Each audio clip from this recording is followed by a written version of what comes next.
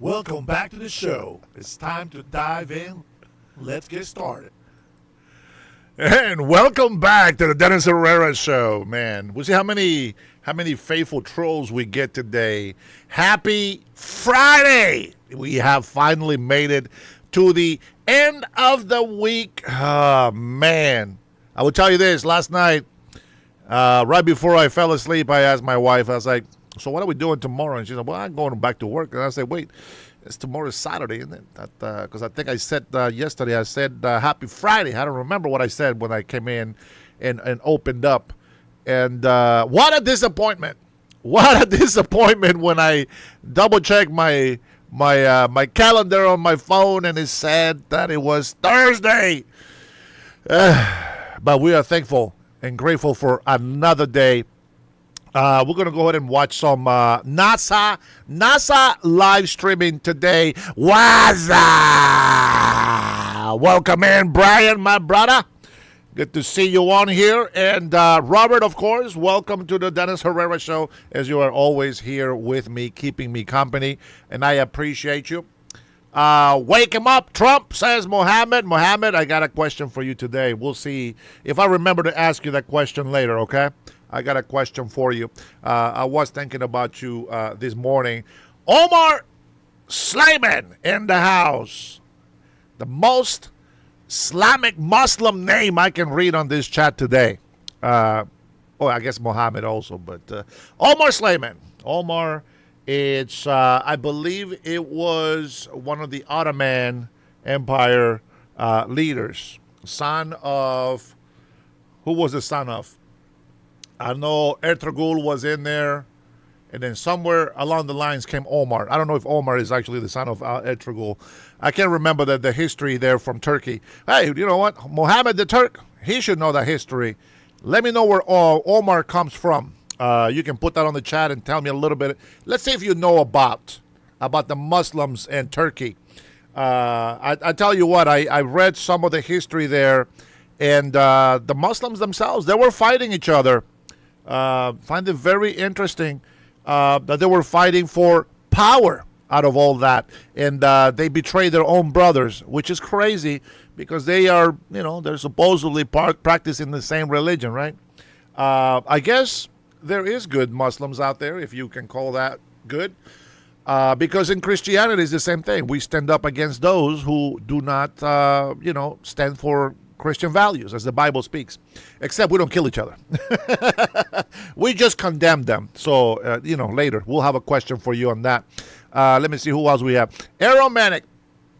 I don't understand these people. Bro, if you don't like the channel, why even comment? Why even come in here? I don't get that. Your prerogative, my friend. Your prerogative. All right, with that being said, we have a good one today, I think. I want to have conversations, if you guys can remind me, because you know what, maybe I should just make a note while we're watching this live.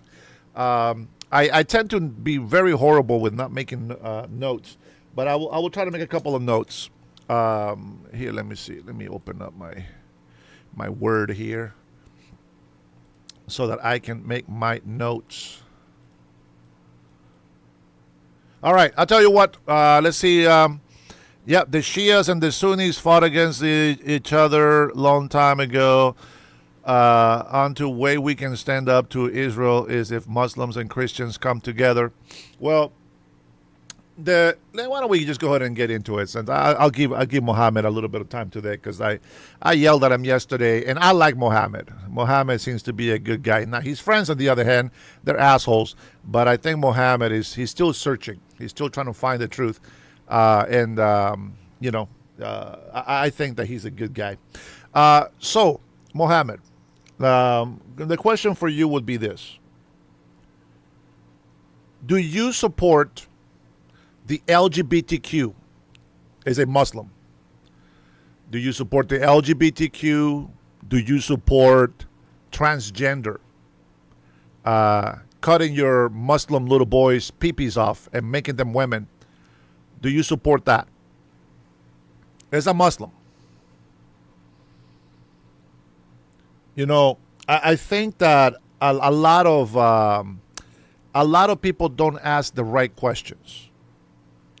You see, when there is a culture that believes lying is a tactic, you gotta force them to tell the truth. So the reason why I say that's because when I was watching Jesse Waters, he asked Al Sayed, Al Sayed, if he believed that mutilating children was a good thing. If he supported transgender, right? Cutting the peepees off the little boys. And he went on this little lie around the bush and says, well, are you circumcised? And, circumcision is not cutting the whole penis off. That is taking the foreskin off the penis. There's nothing wrong with that. It is mainly a hygienic reason for it here in the United States of America. Now, I know that Jews practice circumcision. It is a biblical thing to do, but that's not something that I would, do myself. We don't do circumcisions in Honduras. I'm sure Mexicans don't either. Mostly Americans will have their children circumcised when they're born. Some people don't. But here's the thing. They're not taking off the peepees of the boys. They're leaving the penis. They're just removing the extra skin that is not a penis. So Abdul Sayed said, his answer, and I'm just like, bro, circumcision is not the same as complete mutilation of the penis, And so the question that Jesse Waters should do is, Jesse Waters should have asked them. You have to understand something. It is, as I told you, I like Mohammed. I think Mohammed here in the chat, he's a good guy. He's a good kid. Okay. But the religion itself, for those who put for Sharia law, right? They call themselves to be the true Muslims. Anybody that doesn't support Sharia law, they are not Muslims. They are Muslim infidels, and they should die with Christians. Okay, so that's the main teaching of these real Muslims. Okay, and so the question that I will ask, so that you can get a real answer from El Sayed, it's, would you allow Muslim boys to become women? That is the question. Because if he really is truly a Muslim that believes in Sharia law, as he says, then his answer will determine if he really is a Muslim or not. If he says that he is for transgenders, if he is from transforming a male Muslim into a female Muslim, then he will be put to death according to the Sharia law. That is an apostasy, because that's not what Muslims believe. Muslims are against the LGBTQ. Their Sharia law, if they practice Sharia law, that's what makes you a real Muslim. You obey Sharia law. If you go against it, you're not a Muslim. You're a Muslim infidel, and you mean nothing to Islam. If he says no, he is not. Okay?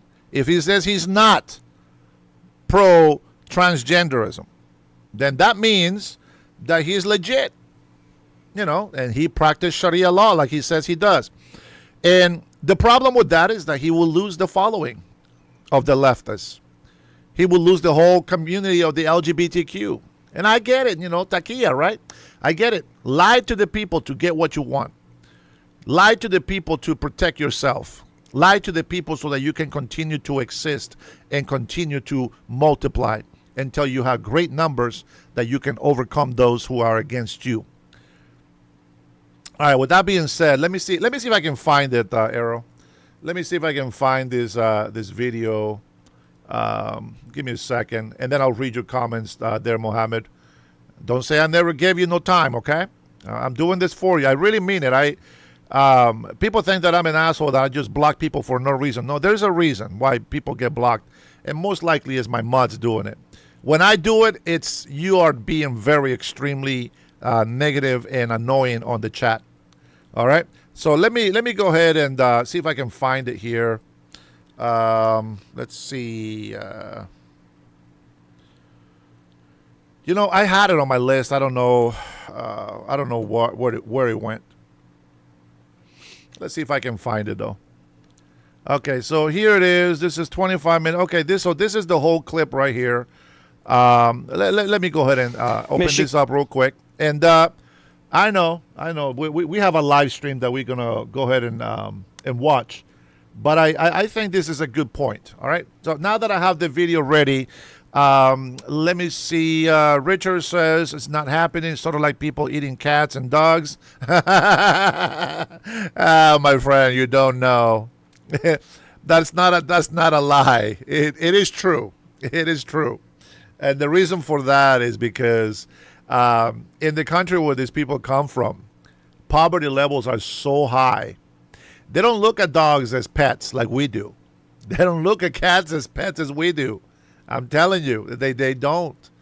When you are forced to, when you're starving and you're getting desperate, you never know what people go and do. I can't do it. I'd rather just starve and die with my dog. I can never eat my dog. I can never eat a human. I can never eat cats. I don't know. There's a certain level that certain animals get to me. I can eat cows. I can eat pigs. I can eat chickens. It's a means of survival. It's a means of eating and stuff. I'm not a vegetarian. To each his own, right? But I have my limits, and I think dogs and cats, you don't touch those. With that being said, let's see. Mohammed says, I always say Islam is a religion. Muslims are not perfect, though.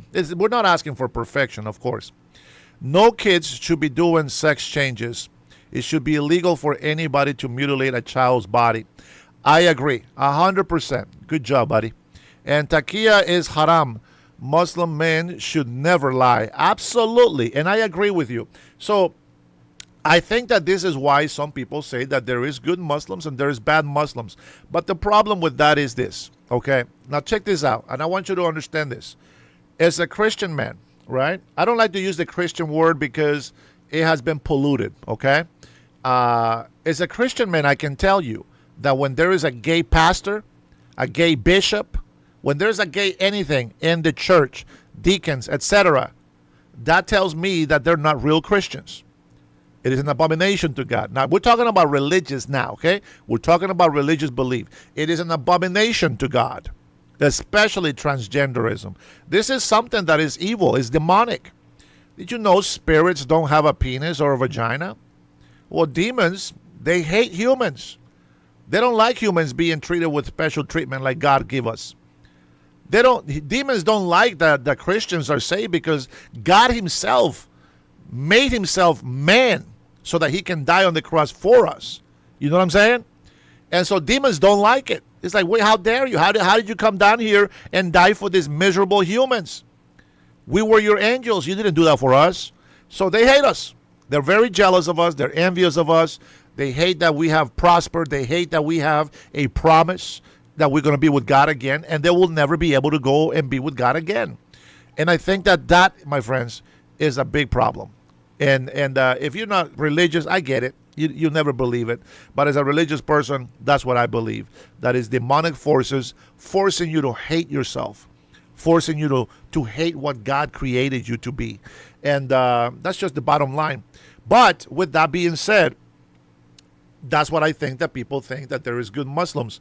And, we as Christians, we stand up against those Christians, not against the people like myself. People go against me because I have, I swear and all this other stuff, right? Well, I don't swear, I curse. And, that they can go ahead and judge me for that. That's fine. But they don't know my heart. They don't know that I care for the people. I truly care. Excuse me. I really, truly care for the people. I have helped thousands of people. I have fed thousands of people. I have clothed thousands of people. And it's not to boast on myself because God did that. I didn't do anything but be there. God provided everything. So he gets all the glory, all the credit.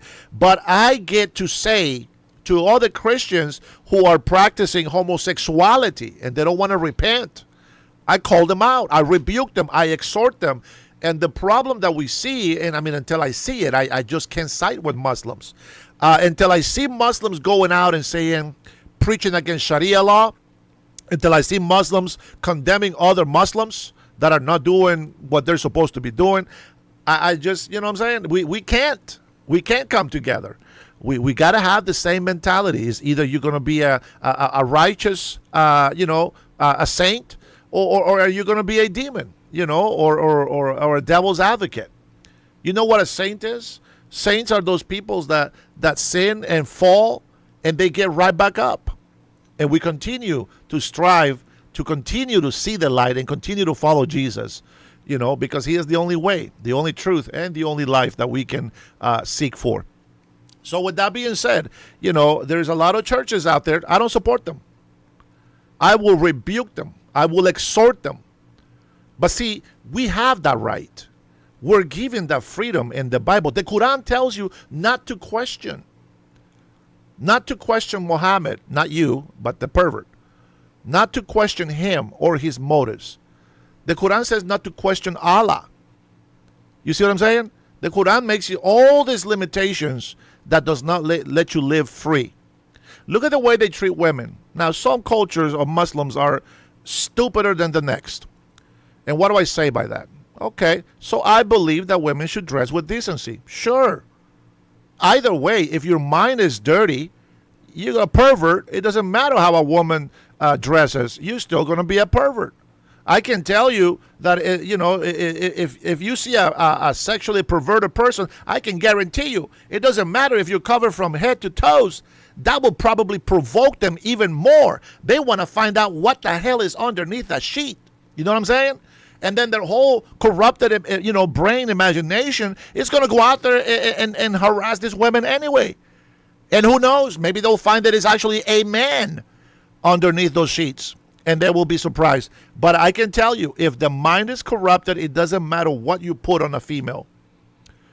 If they are already disrupted, their souls are dark, it doesn't matter how much you protect a female's body. Now, with that being said, is a woman should be free.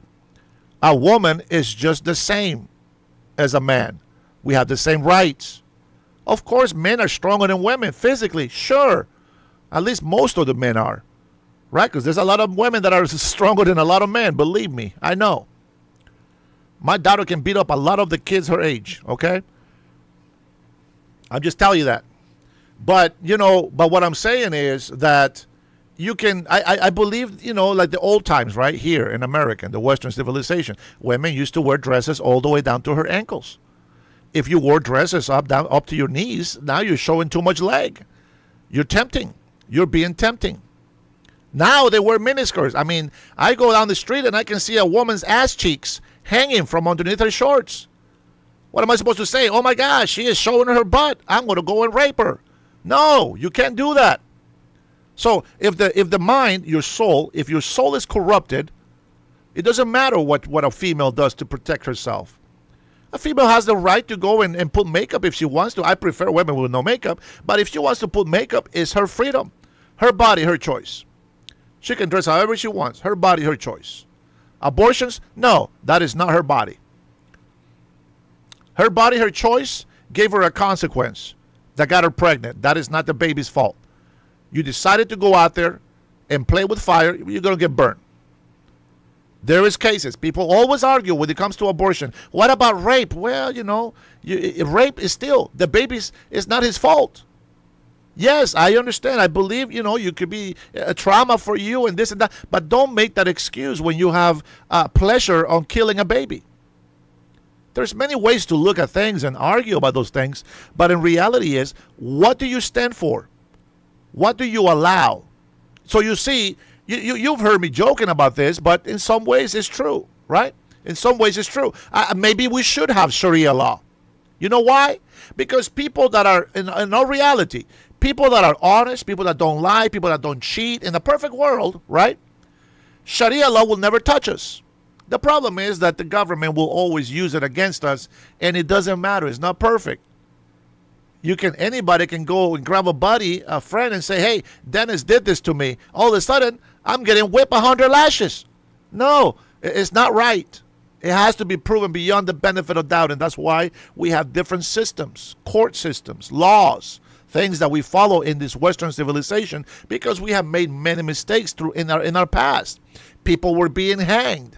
People were being shot, to death. And so we have been adjusting our laws and our system so that we can make sure that innocent people don't pay the price for others who are actual criminals. So anyways, going back to the religious point is if you want to be a real Muslim, okay. If you are a real Muslim and our Western civilization doesn't fit with you, then you wouldn't be in this country. That's just the bottom line. You wouldn't be in this country because we don't allow you to have Sharia law. So if you deny Sharia law, then you're not a Muslim. And if you accept Sharia law, then you have to believe that Sharia law is above all law of the land, including the United States of America, and that is why we cannot allow you to be here. Those are the argument points that people need to understand. Okay, so there you go. So you're vegetarian but not vegan. Gotcha.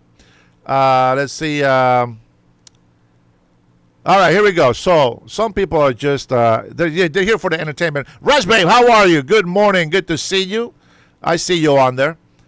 Let's say some people say do not question, just believe. Some people say you can think, question. Both are okay ways to God. Absolutely. No sheet wearing for me, says Rush babe. She loves being an American woman. American woman, get away from me. Now, I didn't make that song, Rush. That's just the song that it was.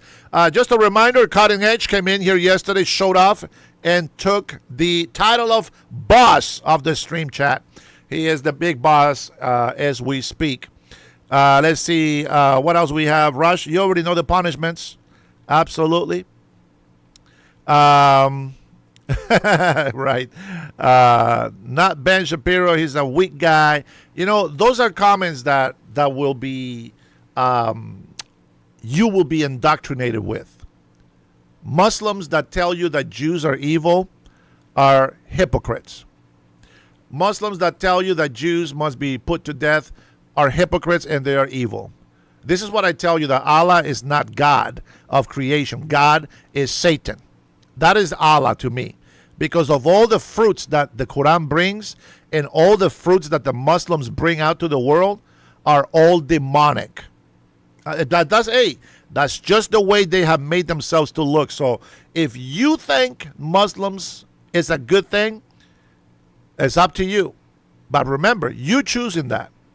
I can tell you this. There was a Muslim guy that came and worked at the company where I was with before. He would make up the excuses, he has to pray. Okay, well, he prayed. Let me tell you something. This guy was never on time, misworked so much. He was the least productive person at work. Ended up quitting. There you go. There's your Muslim. Islam is not compatible with the Western world, Western culture. Islam is not compatible with the United States of America. It doesn't belong here. It doesn't belong here. Why don't we go ahead and watch Jesse Waters here? I guess we have to watch the whole clip. It's a good thing that I don't have a podcast that makes me limit my content. We are a channel that watches other streams, watches news clips, all this other stuff. And, well, their names are on there, so it's not illegal. It's not copyrighted. And we are allowed to do that, so that's what we do. Let's go ahead and start off with the Jesse Waters. This was a couple of days ago, but I think it's important that we watch so that you can see what I'm talking about. Okay, Mohammed, take a look. Senate candidate Abdul El Sayed joins us now. How you doing, Abdul? I'm good, Jesse. I appreciate the opportunity for a good, wholesome conversation, and I just want to start where we agree. We both played football and lacrosse. We both love America. We both love freedom. And I'm looking forward to the conversation. Absolutely. We'll see how much we agree on. I know I don't agree with you on this. You want to abolish ICE. Who's going to deport the criminal aliens from the country? Well, you and I both know that long before we ever had ICE, we had INS. We were able to enforce our immigration policies without shooting people in the face and the back of the head. And we just celebrated our 250th anniversary. That was an anniversary of throwing away tyranny. Now, to bring that tyranny back under the guise of the U.S. government itself, that seems to me to be inconsistent with the freedom you and I both love. Yeah, but I mean, that's a dodge, Abdul. They did the same thing as ICE back then, INS. Do you know how many illegal aliens are in the They don't country shoot now? people in the face and the back of the head. Do you know how many illegal aliens So are in my the question is country this. now? We had, no, I mean, to your point, Jesse, let me just answer the question. To your Answer point, it. How many do we far have? fewer when we had INS. I can tell you this: there's a small lag on their conversation. It's annoying because they talk over each other. This is like why I don't like to take phone calls, really, because when I'm talking and people want to just cut me off on the phone, I can't hear, I don't understand. It's just annoying. But going to the point in here, talking about ICE agents. ICE agents are only going after illegal immigrants. They are focusing on the hardcore criminals, but their job is to go and get every single illegal immigrant out of this country. If somebody is in the process of working with their papers, that doesn't mean shit unless they are given permission, a TPS, while the process is happening. If they are through the process, just so you know, when you are in the process of acquiring papers, like a green card, for example, or to be here in the United States of America, if you don't have a TPS, you cannot be in this country. Like, you literally have to go back to your country and wait for your interview for that green card. Applying for a green card is not a guaranteed that you're going to get one. You understand? So that's why people are getting deported, even if they are in the middle of fixing those papers. Being in the middle of fixing those papers doesn't mean jack squat. You're still illegal in this country, and you are for immediate deportation. I don't understand why it's so hard for people to understand that. But if you are in the military, for example, something that we have covered before, if you are in the military and your father is illegal or your wife is illegal, they got to go back to your country. They got to go back to your country and then wait until they actually get those papers. And then they can come to the United States of America. It's never been, let me apply for a green card, let me apply for a visa, but I'm going to go ahead and move into this country illegally. That's not how it works. You got to wait until you actually have legal permission or authority to be in this country. Let's not get that twisted. A lot of people get that twisted, and I just, quite frankly, don't appreciate that. Okay? So let's not play stupid. Let's not think with our emotions. Let's think with common sense and what the law says. Okay? If you really want to get into ICE things, then you got to do some digging. You know what I notice with people that are against ICE agents? They don't even know why. They're just following a propaganda that were given to them. This is the rhetoric that they follow, but they don't know why. They go protest and they go agitate, but they don't really have a reason to do that. See, somebody told them to do it, or they just ignorant about it, and they just going out there trying to be cool, trying to get some attention, trying to fit into this group of people that maybe they have been neglected by their parents. Maybe their friends don't like them. Maybe they have been exiled from every club and every place that they have been going. Maybe these are just the most rejected people. And when they join together, even though it's incorrect, even though it's wrong, even though it's invalid or illegal against the law, even they just still do it because they feel like they have a place to belong. A lot of gangbangers is what they do. They go and look at kids that are struggling to try to understand why their parents are like this, why their parents are like that, and then they go and they grab these innocent people and they make them gangbangers. And that's how it works. This is how they do their bid. Okay, so you got to be able to think outside the box. Okay, I understand. People are 30 years old or 25, 20, even some teenagers. They think they know everything, but they don't. I'm 50 years old. I don't know everything. I'm still learning things. You know what I'm saying? But you got to be able to rationalize everything from your childhood all the way to the point that you are today and try to make a decision on what you have learned. What have you witnessed? What have you seen? What have been your bad experiences? Did I touch on anything of your life today? I guarantee you I have, because it's human nature. It's what we do. We're weak. We fail. So we got to look at all these things. And right now, I'm going to tell you this. The only people, okay, that want illegal immigrants in this country are people who are emotionally attached, right? They became friends or are in a relationship. Well, if you're in a relationship, you heard what I told you, what you need to do. And then the other thing is, they have friends and family that are illegal.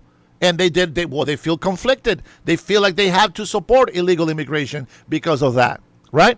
And then you have the people who are criminals. So they support criminality. And then you have the corrupted politicians who are using illegal immigrants as pawns so that they can stay in power.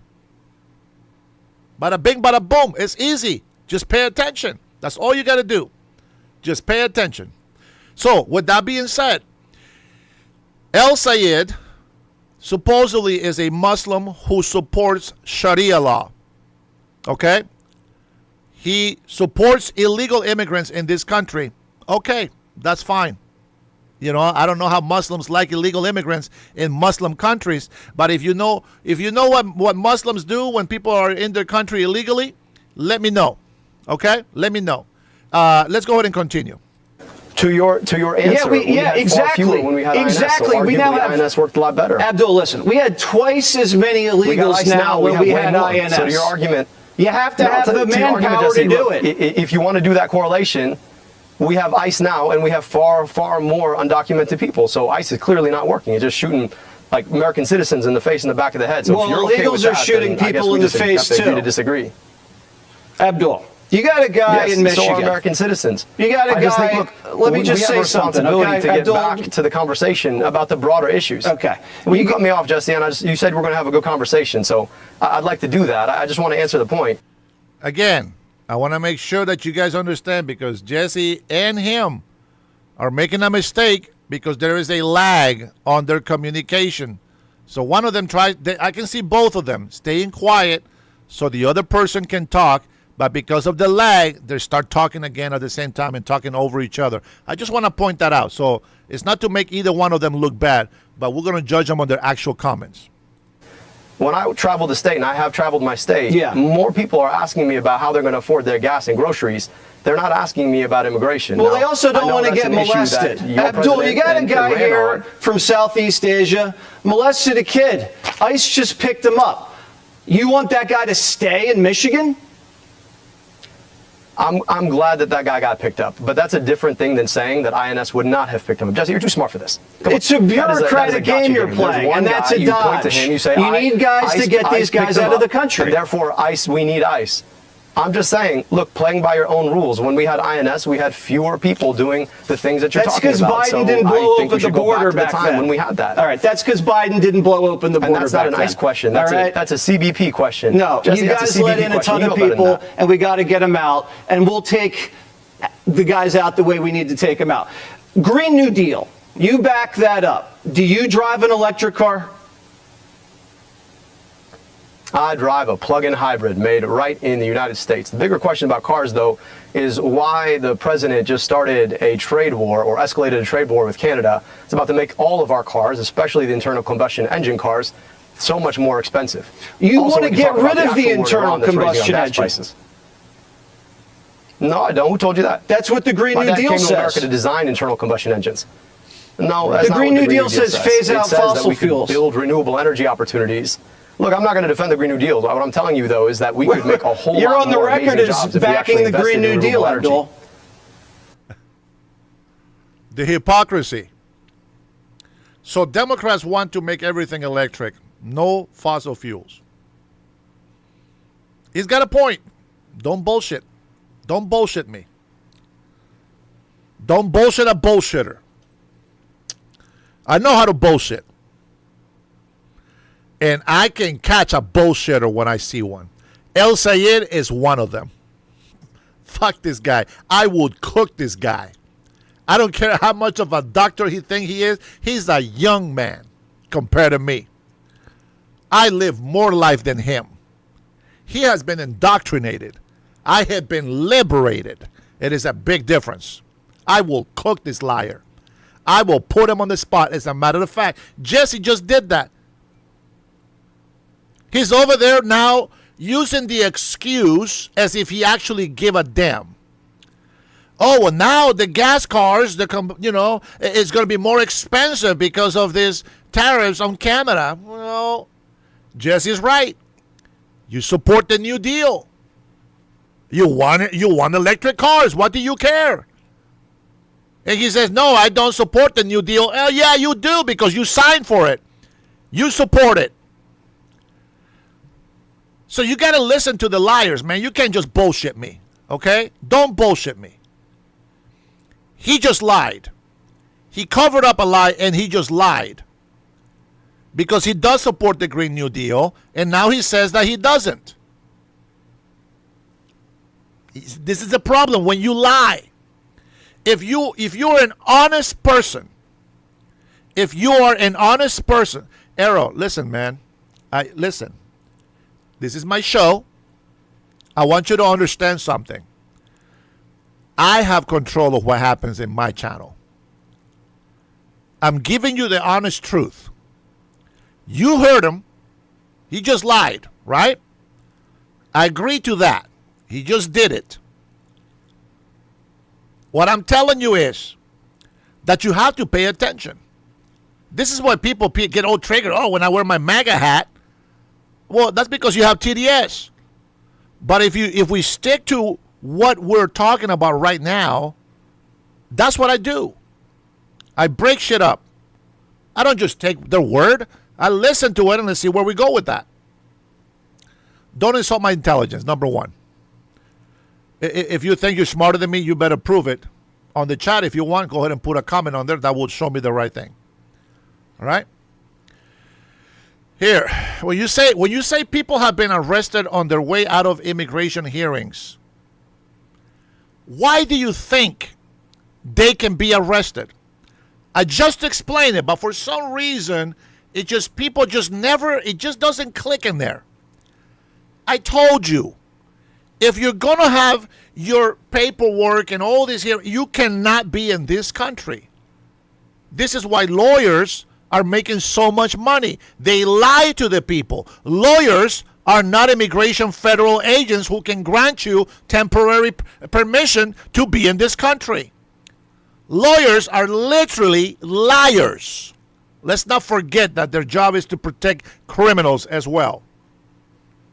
Now, with that being said, we will get to the part where we want to get to. But he just said he doesn't support the Green New Deal. When you see him fighting for the Green New Deal in the future, your ass better be honest and accept that we were right. Look, I'm just telling you this. Are you opposed to the idea that we could reduce energy costs and create jobs in Michigan? Absolutely, but I don't want windmills in Lake Michigan. Yeah. So you're absolutely opposed to that? Yeah, I don't want to put windmills in Lake Michigan. You'd rather have windmills. I don't think the people in Michigan want that, Abdul. If you're running on that, that's not going to go over too well. We have a pipeline. No. I mean, Jesse, look, we can have a conversation if you want to. If you want to keep cutting me off, we can keep doing that too. But you told me we're going to have a good conversation. I just want to talk about something. Right now, we have an oil pipeline in the Great Lakes. If that oil pipeline were to burst, the consequences for our Great Lakes would be disastrous. Now, you're telling me that you'd rather have a situation where that happened than a windmill? That really is so offensive to you? No. Now, those windmills are good. I'm saying I don't want to get rid of fossil fuels, and that's what the Green New Deal does. Let's move on. You want to soak the rich. Rabdul, because this isn't a podcast. I got to sell ads in the breaks. You want to soak the rich. Let's listen to what you said about the taxes. Run it. I also think we got to start taxing wealth for people who have over $100 million. I mean, at that point, what do you think are you going to do with more money? What are you going to do with more money? I mean, whatever I want. I mean, just none of your business what he's going to do with all that. He's creating that money. You're not giving it to him. He's creating it. Go make your own fucking money. It's that simple. Why you got to be hating on people that are creating their own wealth? It's a free country. That's what we do. We allow people to be as prosperous as they want to be. You can be as rich as you want to be. You're just too stupid to get there. But don't get mad at them. I'm not as smart like they are to become millionaires and billionaires. I'm not going to get mad at them because I'm not smart enough to be able to be a billionaire like them. Where do we fall with this? Who are we being honest with? All you got to do is be honest with yourself. Don't blame your neighbor because he has a nice freaking car and you're over there in your little hoopty. Don't get mad at somebody because they have a car and you're still walking, taking the bus. Well, you decided that you were going to take the bus. You decided to work this little so that you can just survive. You just wanted to be able to pay your rent, grab your 6-pack of beer and a pack of cool Mentos. Huh? That's what you decided to do. I just want to chill. I just want to smoke my blunt. I want to drink my 40. Huh? You didn't think about that shit. You didn't think about being responsible about your life. You just care about putting those big wheels on the piece of shit car that you have, and then you can't even feed your child. Those decisions, my friend, are your own making. You can't be jealous of some millionaire because all of a sudden they live in a high, what do you call those? Skyscrapers, apartments, where they pay more a day than what you make in a year. Don't get mad at them for that. If you want to live that kind of life, go live it. Stop making excuses. Stop being jealous of other people's success. It is unbelievable how people think. Yeah, I don't know how much you make. Look, Not a billion. But I think I'd rather have. Well, yeah, look, so that's exactly it, right? The question ultimately is, do you want to drive on good roads, or would you rather have a billionaire make a second billion? That's what Mike Rogers wants. That's what Donald Trump wants. Apparently, that's what you want. I think the people in Michigan want something different. They want good roads and good schools. So you're saying Beyonce, who just became a billionaire, she has to break you off something every year? She has to pay the politicians? It's not me. It's the American public. Right. You're the one that wants the money. To be able to contribute back to the public schools that she went to. I think she'd be happy to invest in good roads in her community. I think she'd be happy to pay a little bit more so that everybody had a little bit more. You're reaching a little deep into the pocket. To be defending billionaires from your channel, Jesse. That's a crazy thing. I thought you were for. I'm just saying. Look, at the end of the day, I thought you were for the everyday man. Like if you're for billionaires more than you're for every other person, well, you and I are just going to disagree. No, I just think I have the right to the fruits of my own labor. That's America. It's not communist what you're talking about. No, the problem Let with me it, ask Jesse, you is about you socialized health care. Billionaires don't make money. Let me just answer the question. Sure. No, let me go back to that. Go ahead. Billionaires don't make their money off of their labor. That, I think, is where you head off. Billionaires, they make their money off their money. So if you have $1 billion, your billion makes another 100 million. That's not the fruits of your labor. That's just the fruit. Well, hot doggity dog, isn't that the fucking truth? Really, El Sayed? Don't tell me you learn how to invest. Holy shit. Punish me for being smart. Punish me for putting my money to work. You know what I learned when I was a teenager? That if I deposit money in a bank that would give me 3% interest on my savings account, it was better than putting in a bank that's giving me 1% interest on my savings account. Well. And the other thing that this is just way secret. Everybody, shh, don't tell nobody. But the more money that you put in a savings account and you don't touch it at a 3% savings rate interest, ooh, you're going to make more money. Before you know it, your money is going to be paying your house. The more money you put in there is going to pay your house and your car and your furniture and your lifestyle, and you will continue to make more money. Isn't that crazy? This guy just figured it out. Abdul Sayed. He just figured it out. Put your money to work for you. Holy smoke, this guy is fantastic. I'm going to tell you something. I went to college with a guy like this. And I tore him apart. Because he was too political. He was lying to me all the time. And I said, look, if you want to win, don't ever lie. Don't ever lie. Always tell the truth. Always tell your intentions. And if people don't want to listen, well, they're going to be the ones missing out. I said, but don't lie, because if you lie, you're going to have to make a bigger lie to cover that lie. And before you know it, you will be caught with your pants down. And that's just the way it is. Holy smoke. The guy just said they put their money to work for them. So it's not even their labor, he's saying. You're not suffering enough to earn that money. How stupid is that? You see how third world mentality that is? That's a third world mentality. That's a third world communist mentality. See, they abuse the ignorant. They abuse the gullible, the people that are easy to lie to. And some of them come into my channel. Most of them go out there and protest. Most of them go out there and become activists. They go to college to be activists. Can you believe that? They go to college to learn how to hate our country. That is crazy. And then they get mad when we tell them, well, you got to pay for your fucking tuition. No, they want us. They say the government should pay. No, bitch. You're using my tax dollars to support your lazy ass. That is not what I want to do. Funk that. You know what I'm saying? Hell no. Roots of your money making money.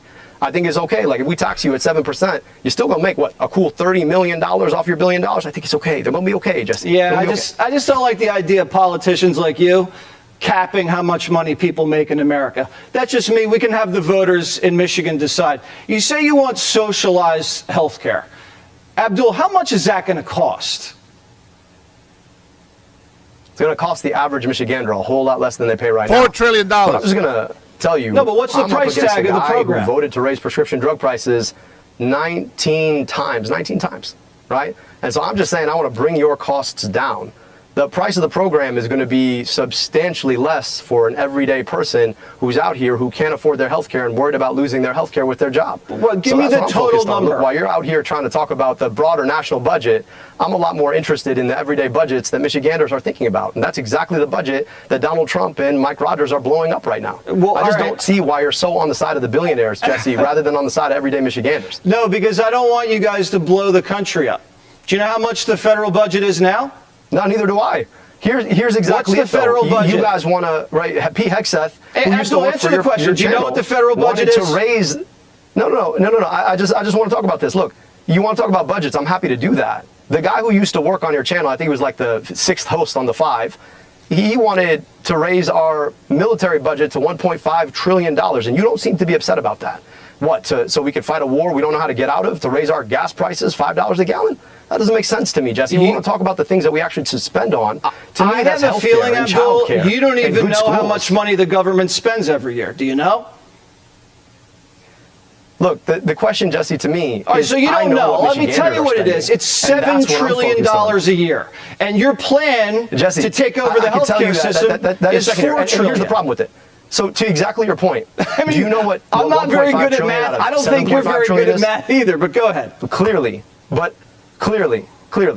you don't. And you don't seem to care. But I don't think most Americans want to spend that much money on military escapades so that the folks stranded on the USS Abraham Lincoln can't even get a sausage for breakfast. I just think that we could do a lot. This is the same people that were bitching about the steaks and shrimp and lobster. Remember that? Steak and lobster. This is the same people that were bitching about it. All of a sudden they care about what our Navy people eat. Is that right?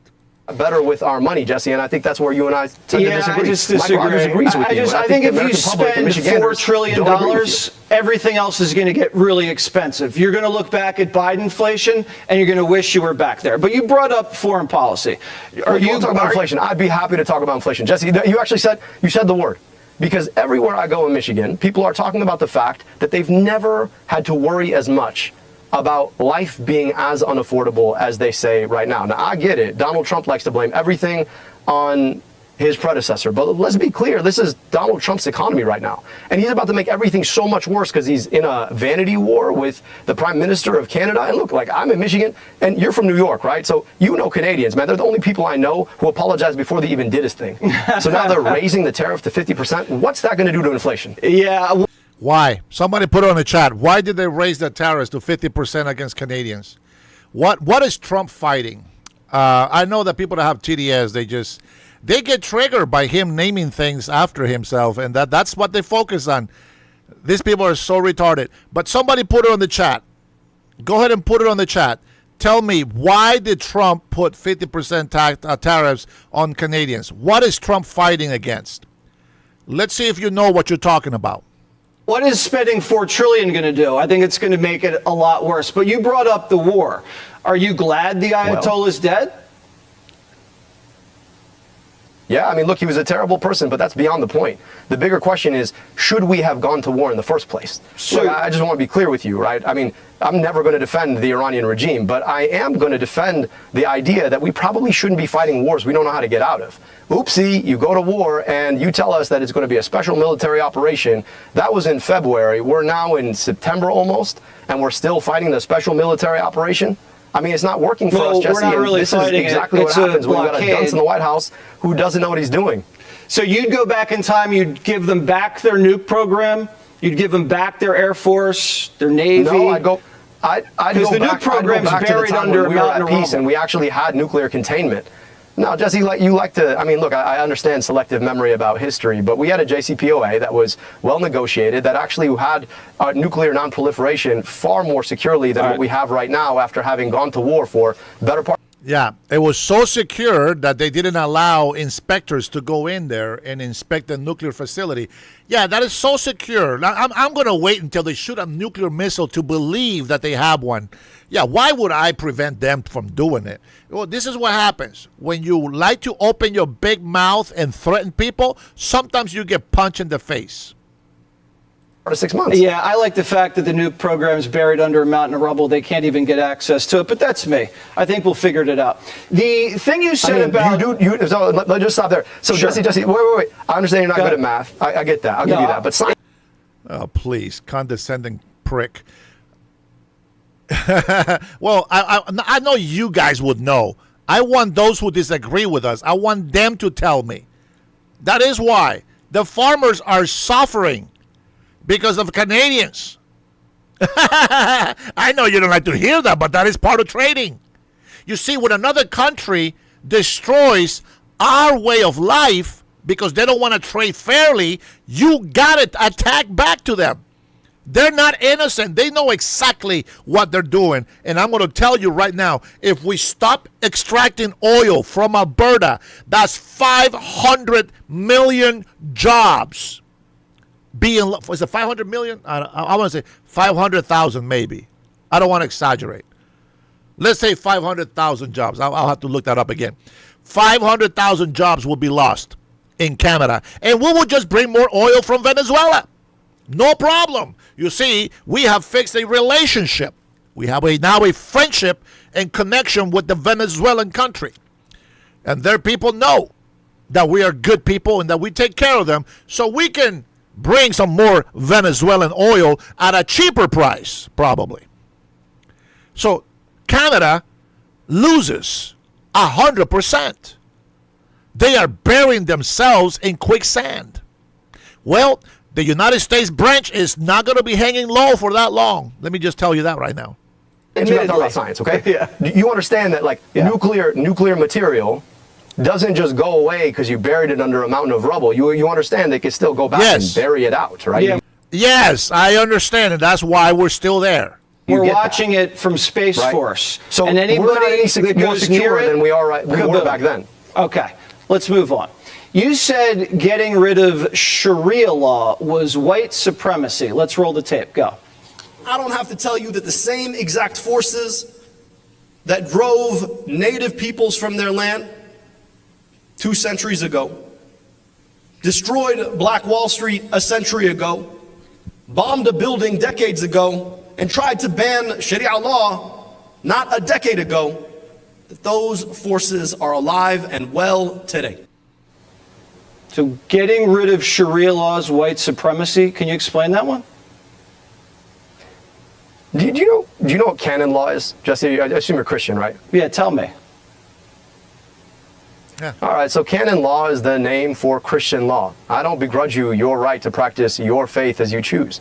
I don't know why the idea that same canon law tells you that you have to respect, listen to, and obey the law of the land. Sharia law claims to be the law above all land law. That's a huge freaking difference. And if you are gullible, if you are ignorant, easy to lie to, you don't catch it because you don't do your research. I would trash this guy right there. Of course, Jesse Waters doesn't know what canon law is for Christians. Probably didn't expect that question. It's easier for me to answer it because I heard him say it and I researched it. That I could practice my faith as I choose is a problem. Nobody is trying to push Sharia law on anyone else, just like I hope nobody is trying to push canon law on anybody else, because we live in America. This is why Texas had to ban it, because it wasn't being pushed upon Texans. Right.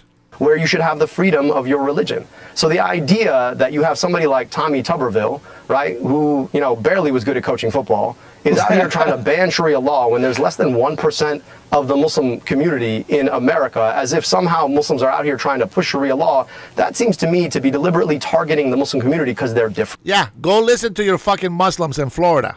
Go listen to the Muslims in New York. This guy's retarded, right? I know that they are allowed to lie. That's not a real Muslim. Mohammed on the chat said that real Muslims are not allowed to lie, but they fucking lie every single day, every time. They are trying to pass Sharia law. As a matter of fact, they argue that if the United States of America bans Sharia law from this country from ever being practiced, they would leave. I don't know what the hell that President Trump is waiting for. And I'm just saying that, like, I have no issue with people practicing their faith. In fact, I would never want somebody to push their faith on me, and I would never want to push my faith on somebody else. Because no one wants you to get rid of your religion. And so the idea, no one wants that. So, but when people preemptively go out there and start preemptively passing laws to ban something that's not happening, what you're trying to do is target a very small community because they're different. And this operates. I mean, look, I'm just going to say, there's statistical evidence that the president and the vice president Michigan is kind of scary. Simply people as a don't function go of my for faith. that. You know, it's like men Nobody's are trying to equal push it on from anybody, women. but, It's like I just physical think you like to punishments. say the word. Look, Jesse, look, People you don't like to that say in the Michigan. word I'm just saying, because it I don't seems think really, that's a good really foreign position. and scary. Nobody's pushing it. No, but Jesse, nobody's pushing it. You know what the issue is in America, in Michigan? What? The issue that people are worried about is not that somehow somebody's going to come and push Sharia law on them. The issue in Michigan is people are worried about how they're going to afford their gas. The issue in Michigan is how am I going to see a doctor when I get sick? How am I going to keep my job? You're out here, honestly, you guys love to play this culture war game where you use these words that sound really foreign to avoid actually having to talk about the issues that everyday people like to talk about. Now, look, Mike Rogers is the guy I'm running against for U.S. Senate, and I know you've had him on your show. Maybe he answers questions. I don't know if he does. I've actually never had him on. Only, but look, you haven't.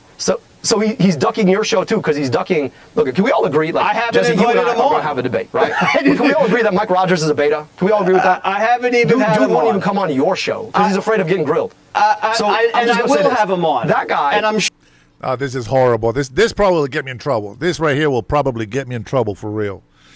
I think, good morning, Magic Man. I think that the Republican that went against Bob Ferguson here in Washington State, that was a beta. And he was a sheriff, a retired sheriff. When I heard him debating, oh my gosh, bro.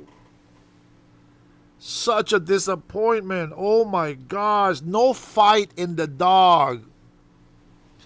He was a beta. I'm just like, brah, you had the money, you had the titles, you're a sheriff, you had all these people behind you, you got businesses behind you, and he was such a beta on a debate against Bob Ferguson, which to me is a geek. Not a smart geek, but a geek with no balls is what I'm talking about. I would have tore him apart on the debate stage. Unbelievable. I think that, I keep saying this over and over. These career politicians, they get so caught up into the politics of things. Two things about me. I don't like being politically correct. I think that people are destroyed. They self-destruct being politically correct.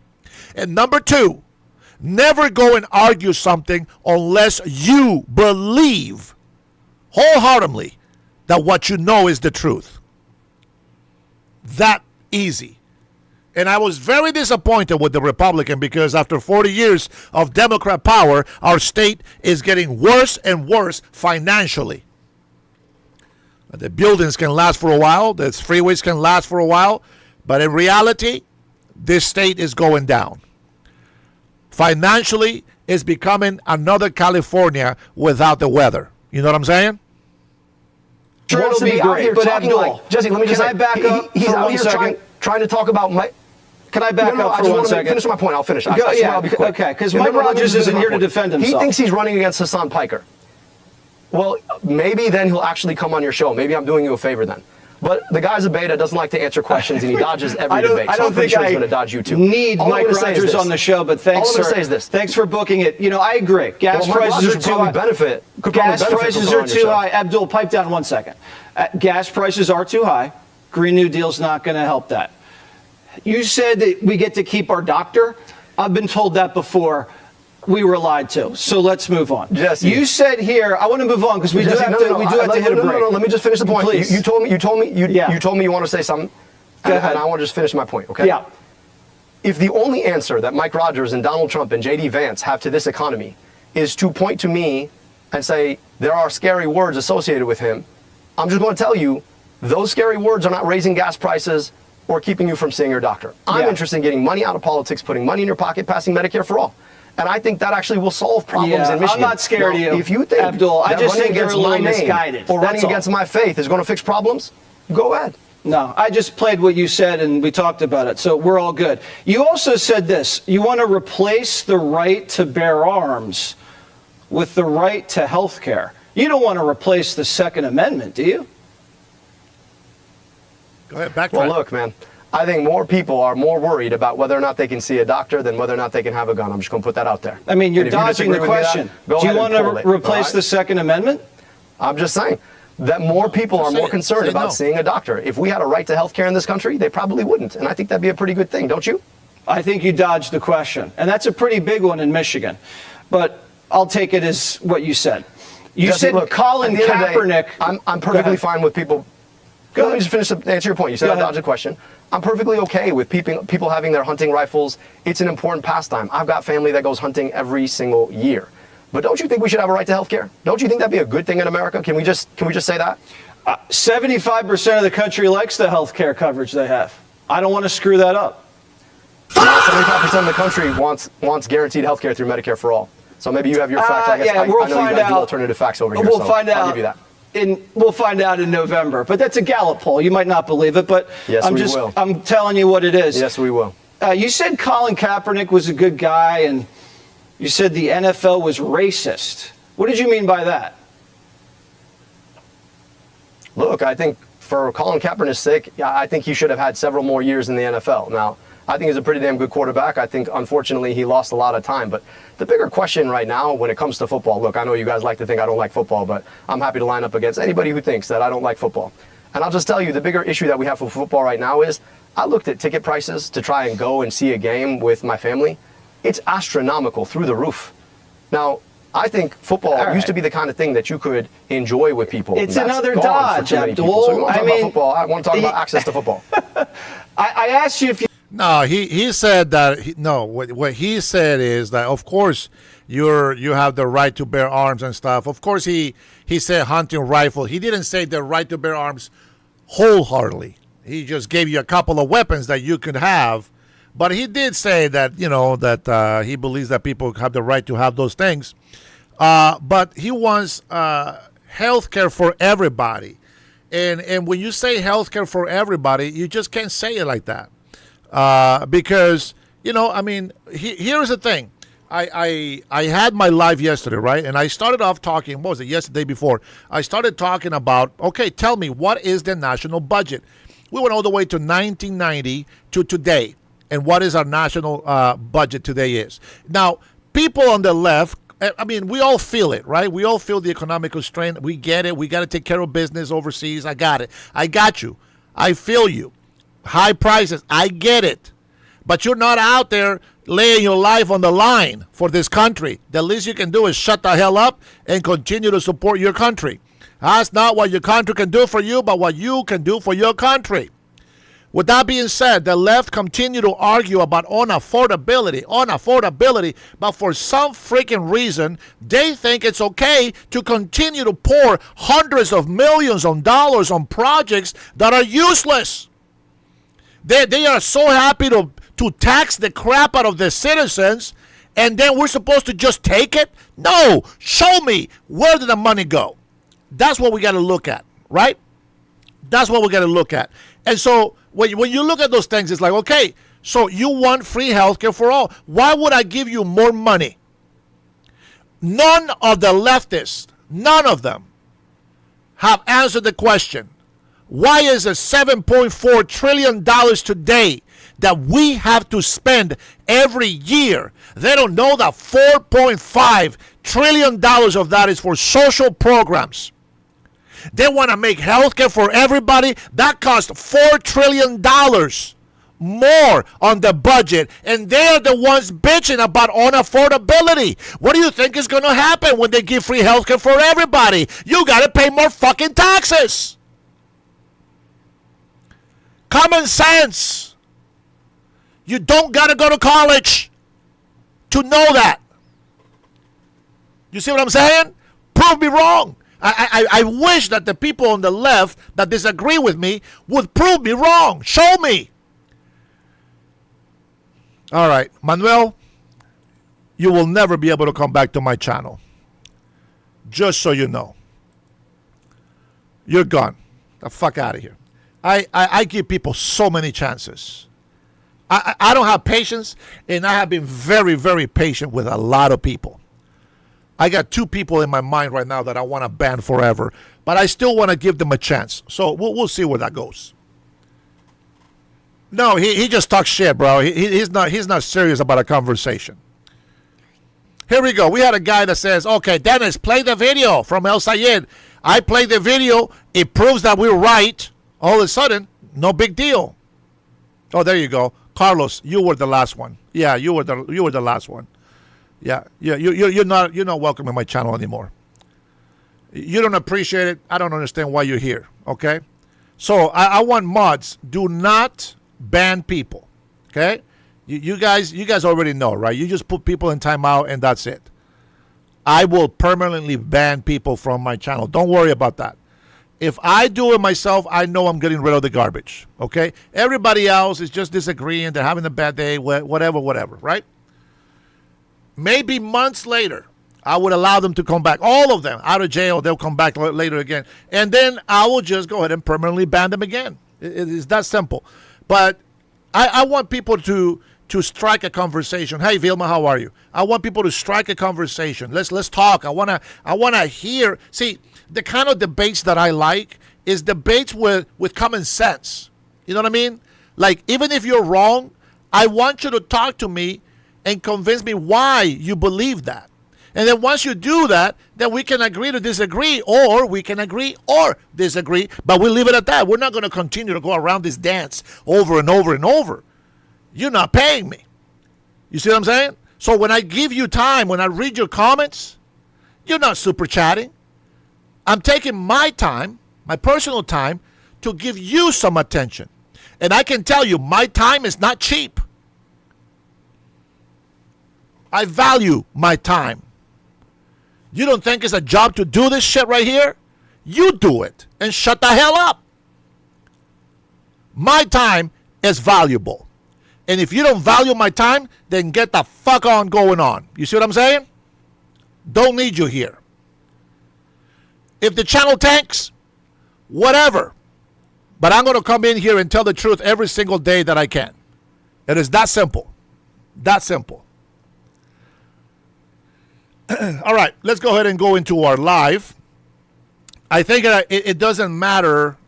I think it doesn't matter how much proof we give people. It's just this guy's on the left, bro. Listen, there is Democrats. There's real Democrats out there, and those are the ones that I'm trying to reach.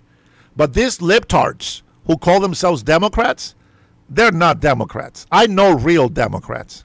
Believe me, I know Democrats. I support Democrats. Everybody today in the Democratic Party, that is not a Democrat. They are so anti-American, there is no fucking way that they are Democrats. You understand? Okay. Teresa, to be with you for this extraordinary event, the honor of the Artemis II crew. I have a bit of a tradition, which I'm going to take advantage of, that whenever I have a chance to make a presentation, I toss a few soft lunar balls out of the audience. Hello, get it. There you go. Oh, we're going to need some training out there. Ladies and gentlemen, it is indeed a great honor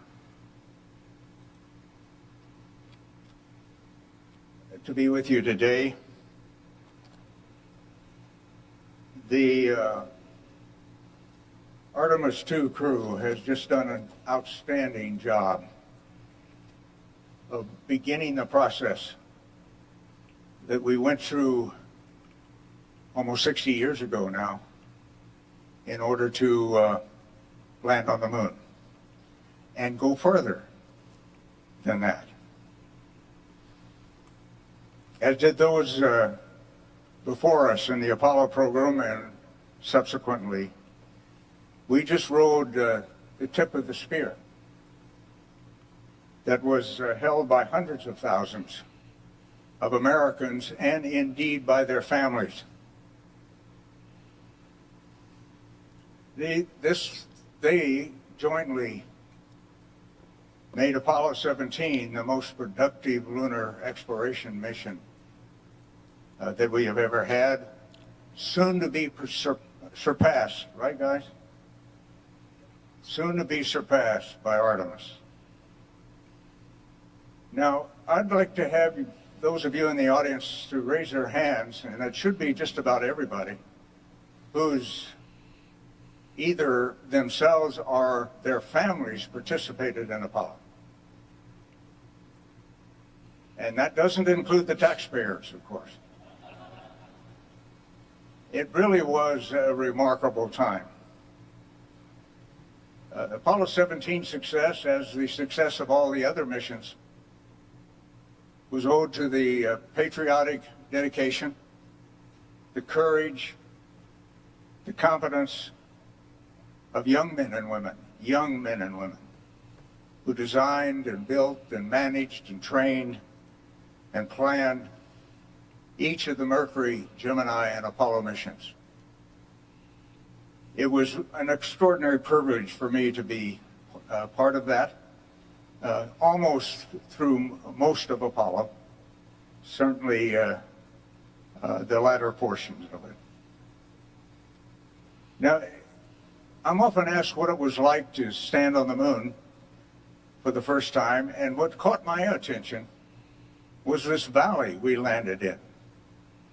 And I only hope that the astronauts behind me will soon surpass the view that I had of a valley deeper than the Grand Canyon. The mountains on the north went 5,000 feet plus above us, above the floor. The mountain on the south, the so-called South Massif, was 7,000 feet plus above the valley floor. And these mountains were brilliantly illuminated by a sun as bright as any New Mexico, Texas, or Arizona sun that you can imagine. But they were set against a blacker than black sky. Just an unbelievable view. And you simulate all of this while you remember that everything you're doing is costing the taxpayer $1 million a minute. And that was in those year dollars. You can do the math. Right, Senator? The Earth that you have a view of, and have seen several of these magnificent videos that have been prepared. The Earth is, when you're in the Valley of Taurus Littrow, is hanging over that South Massif that I mentioned. And of course, every once in a while you have a chance to glance up and look at home. It's only 250,000 miles away. What the heck? But you know that there are thousands of people taking care of you. So you don't worry. I didn't worry about that. That was just no thought at all about worrying about any risk or anything like that that might exist. You try not to do stupid things, but nevertheless, no worry.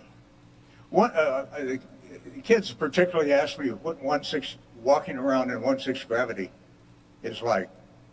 Well, if you've ever been on a trampoline, it's like walking on an infinite trampoline, one that never ends. And I've been blessed in my life, and one of the blessings was to spend time in Norway as a Fulbright student. And I learned to cross-country ski while I was there. And that turned out to be a great technique, folks, for walking on the moon. If you want to go any distance or any rate, just practice your cross-country skiing.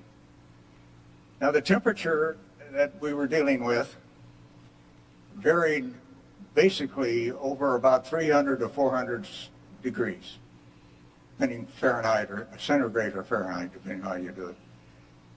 And of course, anything the sun was illuminating in the absence of any atmosphere got very hot, including your suit. And we had great cooling. We had water-cooled underwear, by the way, in case you've forgotten. And anything that's in the shade gets very cold. It's exposed to 4 degrees Kelvin, which is the space temperature. And maybe increasingly through my activities, continued activities as a researcher, you're sampling evidence of creation. That's what exploration of the moon and of the Earth, and eventually the rest of the solar system is all about. We are sampling creation. God is on our side, folks. In this infinitely complex movement of freedom into the solar system, and I'm absolutely convinced he wants us to go farther. Now, he's also on our side as well as the infinitely equally complex challenge we have in the preservation of freedom here on this planet.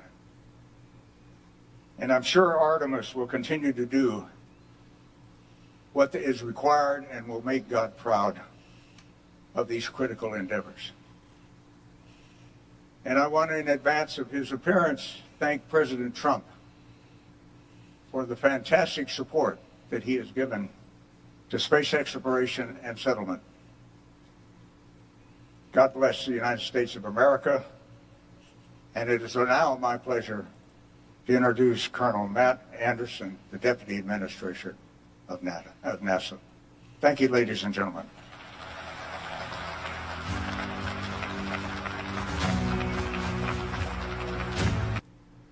Now I'm gonna have to go and get some overalls, overall jammies that have the NASA logo on it, so that I can go to sleep in peace. I'll tell you what, though, man, I do need to get me some of those water cooling underwear. That's got to be something interesting.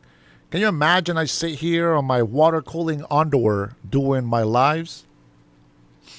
Yeah, I think I'll be a little bit cooler. All right, I believe President Trump is going to come in here at some point. Ted Cruz, Lion Ted Cruz, was already on, so he already spoke. Let's see who else is coming in here. Wow, this is incredible. How about that guy, huh? What a legend. We have a bunch of friends of NASA here this morning and a bunch of patriots as well. Thank you all for coming.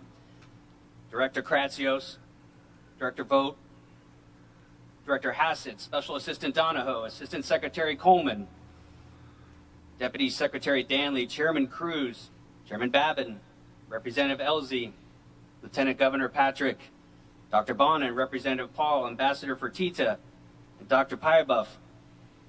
Our astronauts, distinguished guests, welcome to Johnson Space Center. What a morning. As the chairman said, it's a good day to be in the great state of Texas. Yeah, let's do it.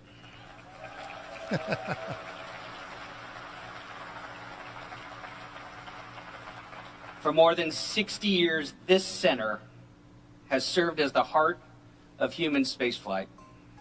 The patriots who work here keep America first in space. And I'd like to start by giving them, and frankly, all of our NASA rock stars around the world, a warm round of applause if you join me.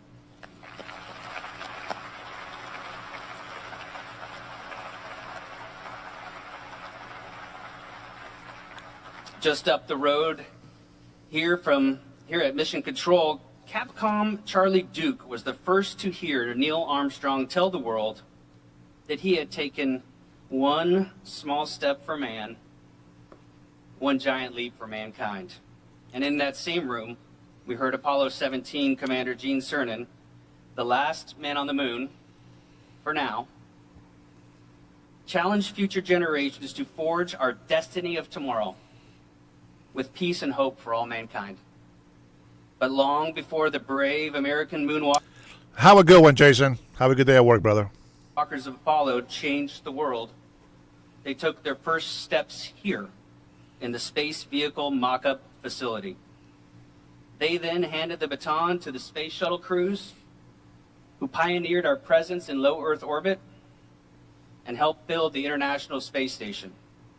Earlier this year, the Artemis II crew added their names to that history. They carried humanity around the world, around the moon for the first time in more than 50 years, demonstrated that America is ready to return and pave the way for those who will follow.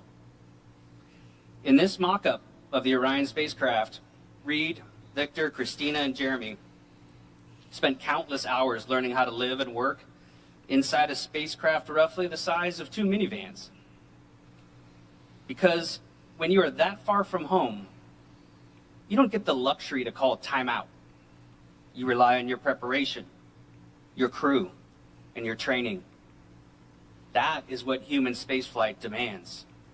Years of training, sacrifice, trust in your crew, trust in the spacecraft, trust in the team behind you, and ultimately the courage to strap into a rocket, leave this planet behind, and carry out the mission. It's the same courage and dedication we're calling on every astronaut to bring to the missions ahead, because we need it now more than ever. The second space race has begun, and right now America is on a shot clock. Our national security, the prestige of our nation, and the dreams of millions of Americans are riding on our ability to get the job done. This is an extraordinary responsibility, but it's also an opportunity. The next generation is watching. They're going to remember the men and women who return America to the moon, build an enduring presence, and open the door to Mars. But none of this would be possible without strong leadership from the top. President Trump ignited the golden age of exploration and discovery. He gave us the vision. His Working Families Tax Cut Act gave us the resources. And the Artemis II crew took the first steps. For their courage and service, today the President will present this crew with the Congressional Space Medal of Honor. But before I bring them out, we'd like to give you a recap of what it took to earn this honor. This mission is an opportunity for our generation. It's about human history. It's the story of humanity. Artemis II is the opening act. We're going to send them farther into space than any humans have gone before. The question isn't go or not go. It's are you going to lead or are you going to follow? We are going for our families. We are going for our teammates. We are going for all humanity. Your Artemis II crew is go for launch. Full send. Let's go. 3, 2, 1. Booster ignition. And liftoff. The crew of Artemis II now bound for the moon. Humanity's next great voyage begins. Our greatest chapters are yet to be written. Go Artemis 2! This is a test flight, and so every single system aboard Orion is getting tested by humans for the first time.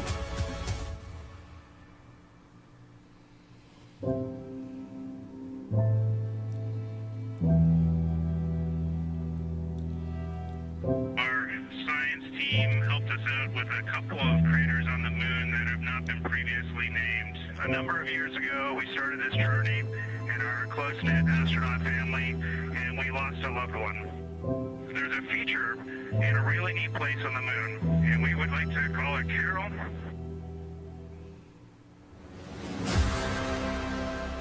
We did not. All right, while we wait for that audio to go through there, they have found 600 unopened ballots in California. Now, I know a lot of people on the left just say, it's not a big deal. It's just 600 unopened ballots. Doesn't mean anything. Maybe you're right. Maybe you're right. We also have breaking news of... This is interesting. Venezuelan migrant stuck in Liberia after being deported by the U.S.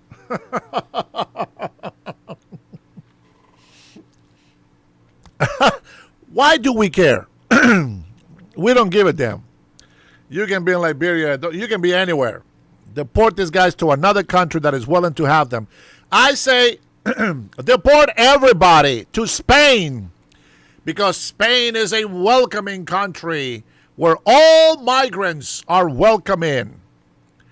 I think nobody in the world will ever have a problem with us deporting people to Spain. Who agrees with me on that? Does anybody agree with me on deporting everybody to Spain? I think that's probably the most brilliant plan that anybody can come up with today. Now, I want to know why YouTube is shadow banning hardcore my channel today. But with that being said, I think that's probably the greatest idea. It's to deport everybody to Spain, since they want to welcome everybody over there.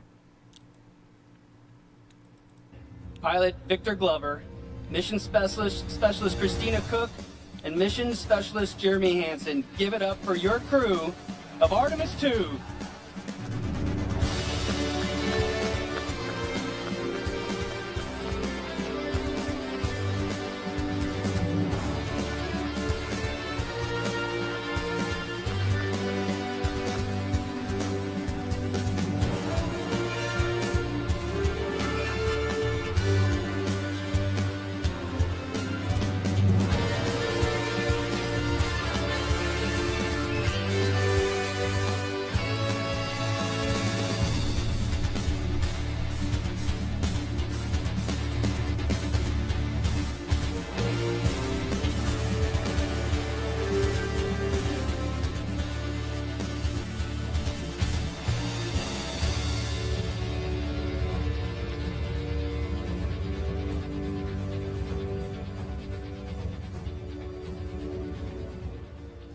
Bro, I think I might want to skip this to where Trump is. That's what I want. I want to hear President Trump speak. These guys are boring.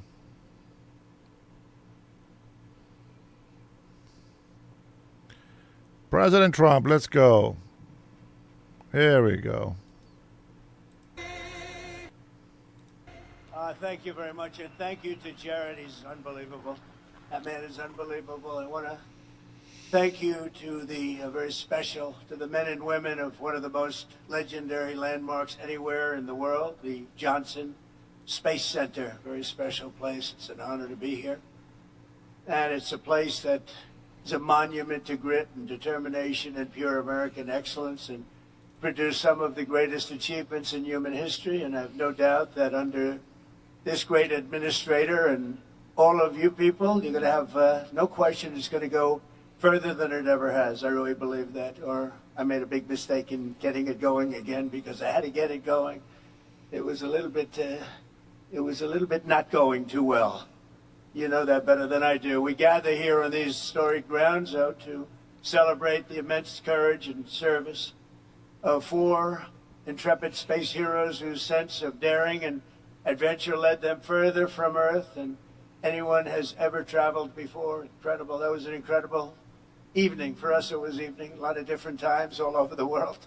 But for me, it was evening, and everybody stopped. I was at a very important meeting with the biggest people in the country, maybe some of the biggest people in the world, and somebody said, I'd like to watch Artemis. I said, you would, really, right in the middle of our meeting, you want to watch? And we actually had a television pulled up, and everybody was spellbound. Somehow, maybe it's Jared, but somehow that just caught the imagination, and we watched every minute of it. In fact, the meeting was a disaster, because after that was over, they were so excited, nobody did anything. So it was a total waste of time, but what can I tell you? But it really brought spirit. There is a spirit that we didn't see in this space so much, and now you've really brought it back. And today we're proudly awarding the Congressional Space Medal of Honor to the remarkable crew of Artemis II. Please join me in congratulating Commander Reed Weissman, Pilot Victor Glover, Mission Specialist Christina Cook, and Mission Specialist Jeremy Hansen. Great people. Thank you. Congratulations.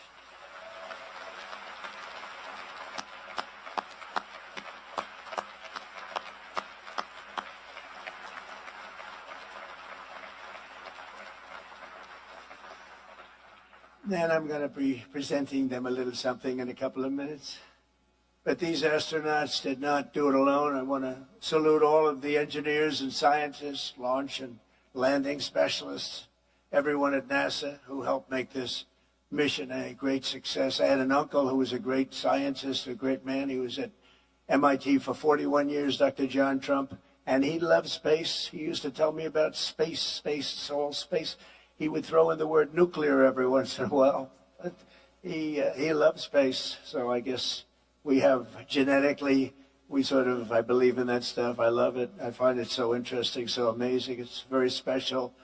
Thanks to also Associate Administrator, Chief Engineer, Amit Shathriya, and that's Artemis II Lead Flight Director, Jeff Radigan, Artemis II Landing and Recovery Director, Lily Villarreal, and thanks as well to friends of NASA. We have Senator Ted Cruz. Where's Ted? Are you here, Ted? Look at this guy. He's a good man. Stand up, Ted.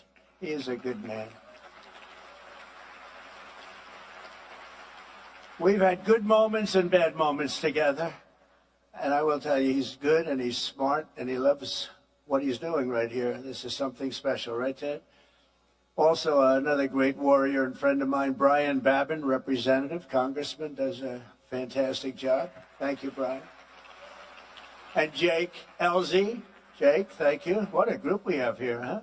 Lieutenant Governor, a friend of mine. I mean, I shouldn't get political, so I won't, but I will tell you, from 2015, everyone thinks I ran in I actually announced in 2015, Lieutenant Governor Dan Patrick called up. He said, I want to be the chairman of your campaign in Texas, and you've never left, right?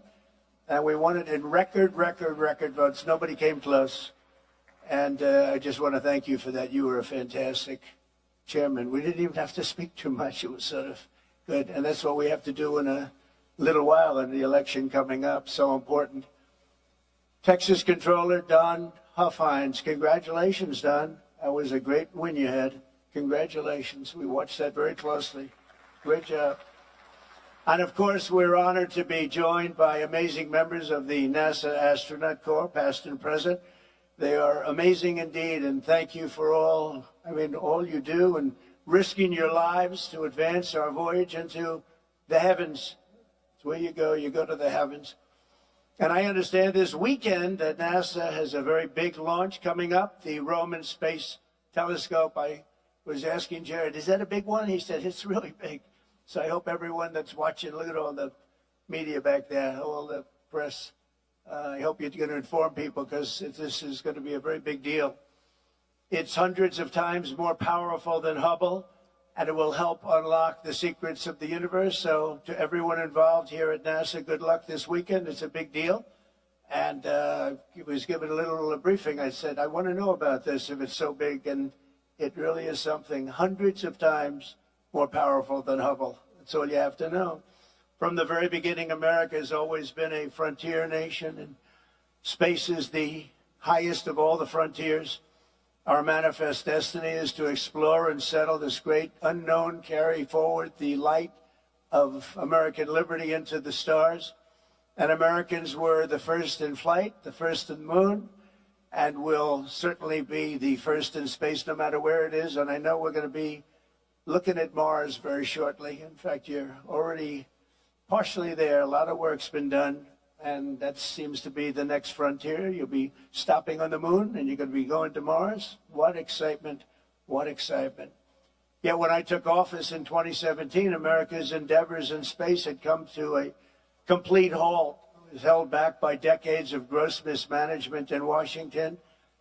You had Peter, well, maybe they didn't like it. Maybe they didn't like the concept. I don't know, but it was certainly not anything. It was very embarrassing, actually, what had happened. Not only had the United States lost its ability to send our astronauts to the moon, but under a number of administrations, I have to tell you, but in particular the Obama administration, we even lost our ability to send astronauts into orbit at all. We had no ability in space whatsoever. We totally lost it with everything we spent, with all of the talent and all of the genius and all of the money. We had nothing.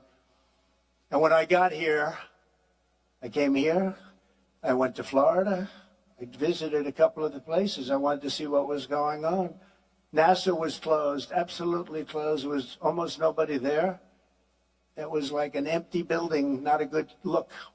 And I went down, I looked at Kennedy Space Center in Florida in particular. I saw something that you rarely see. They had grass growing out of the cracks in the runway. You had a runway that was all broken up. It was all bad. I know all about that from being very good at construction. You had the cracks in the runway. We had grass growing out of the cracks. It's almost hard to do. And I said, boy, this is sad. It was very sad. That's where we started. Yet as the world can see today under the Trump administration, we have brought back America's space program and came out of the dark age, and it's now into the golden age. This is the golden age of America, and this is a big part of it. So to every astronaut here today, I want to make this promise to you. Our nation will conquer, and we will conquer indeed this vast frontier that we have before us. And we'll reach American courage, and we'll use American genius and daring and all of the things that we have that nobody else can ever compete with. We will explore it, we will tame it, and we will win it. We will always win. In 2016, the United States of America and our government, private sector, launched just 22 rockets into orbit combined. So we did 22. And last year we conducted nearly 200 orbital launches, and that number will continue to grow very, very rapidly, as you probably know. You know every one of them that's getting ready. There are a lot of them. By embracing competition in the private sector, we freed up NASA to focus on what it does best, leading the cutting edge of exploration and human space flight. In my first term, I signed the orders creating the Artemis program and officially directed NASA to return American astronauts to the moon and then push onward to Mars. And that's exactly what we're doing. And we had a little interlude of 4 years, but somehow it was limping along. It was okay. It was limping along. And now I'm back. And we're doing more than limping. We don't limp. 8 years later, these dreams are really coming through at a level that nobody ever imagined. Nobody imagined what is happening now. And even more importantly, what space has done for our military in terms of offensive and defensive capability is incredible. Don't forget, I was the one that gave you Space Force, and we had no Space Force. And when people heard about it, they thought we were kidding. If they thought it was like comic book stuff, it wasn't at all. It's turning out to be one of our most important branches. It'll be and only getting more important with time. And we were number 3 in space at the time I did that, and now we're leading by a tremendous amount. We made some very good original initial hires. We put some people in charge that were really outstanding, and they did it right from the beginning. On July 4th of this year, I presented a veteran of the last mission to the moon, Apollo 17 astronaut Jack Schmitt, with a very special American flag that flew over the United States Capitol on our nation's 250th birthday. Very, very special flag. And it's here today right next to me, and Jack is here also. Where's Jack? Where's Jack? Number one, where's Jack? And number two, where's the flag? Anybody letting me know? Jack, you look good. I know the flag looks good. Where's the flag? Oh, it's over there. It's hidden behind a lot of rockets. Thank you, Jack. Very good. I was wondering, I'm saying, am I supposed to be introducing a flag that I can't see? It's invisible. Great job, by the way. Great guy. He's still a good-looking guy. You were always a good-looking guy. Now, I think you're better with the white hair, if you want to know the truth. You look better than you did 20 years ago.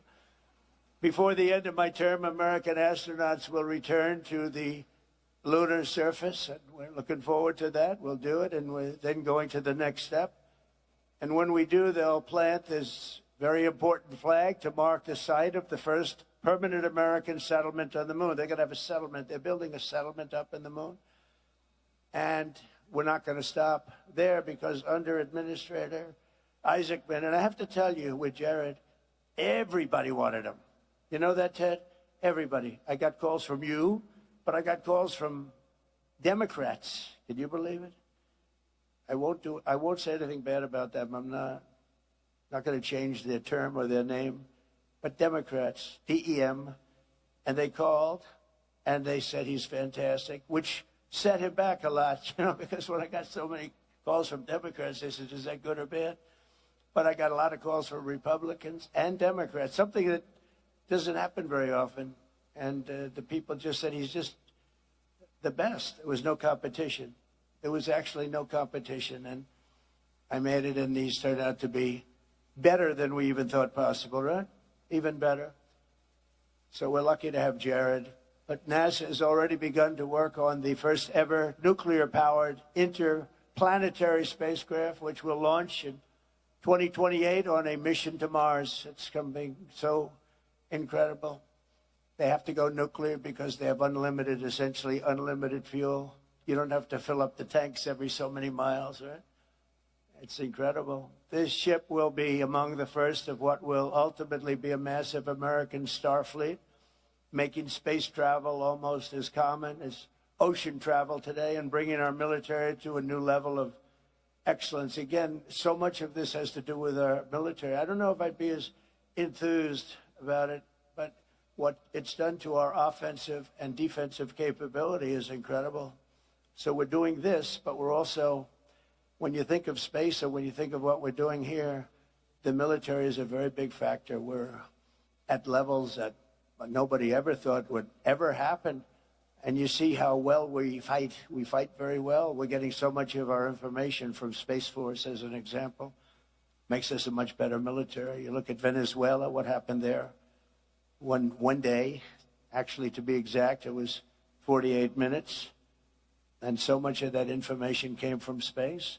And all the attacks are, you look at our blockade, which is incredible. It's so successful. Being helped by space, Ted, being helped by space. So who would think? But it's so important, and that's a big component of what you're doing out here. These are ambitious goals, but as I said in my inaugural address last year, ambition is the lifeblood of a truly great nation.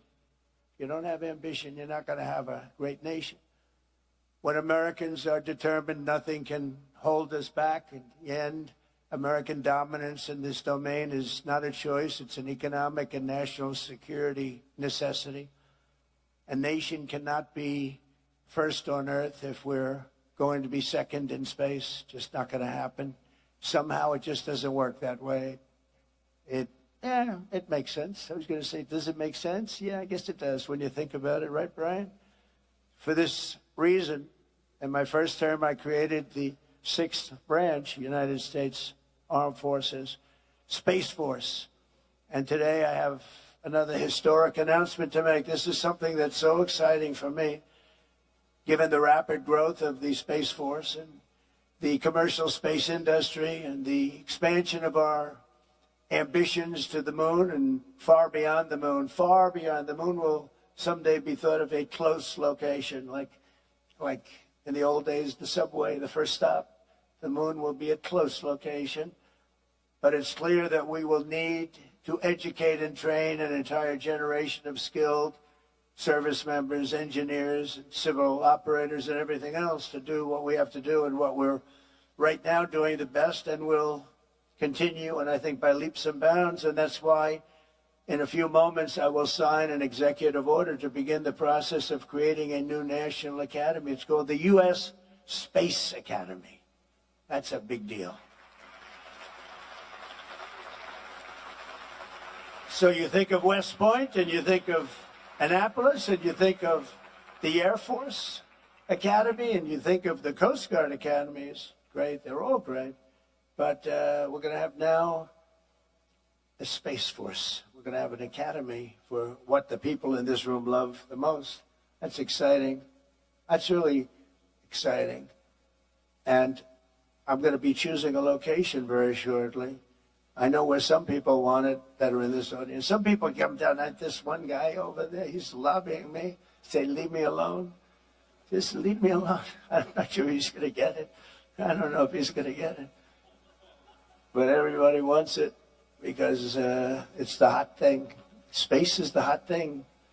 Tell you, Ted Cruz and Brian, you guys are there working too, I have to tell you. Just leave me alone, Ted, please. Leave me alone.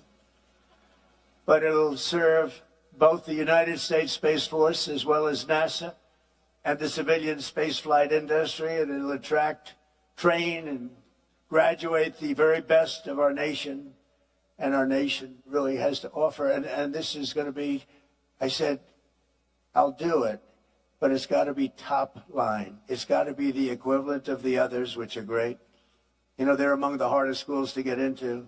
You know, you talk about the Ivy League schools.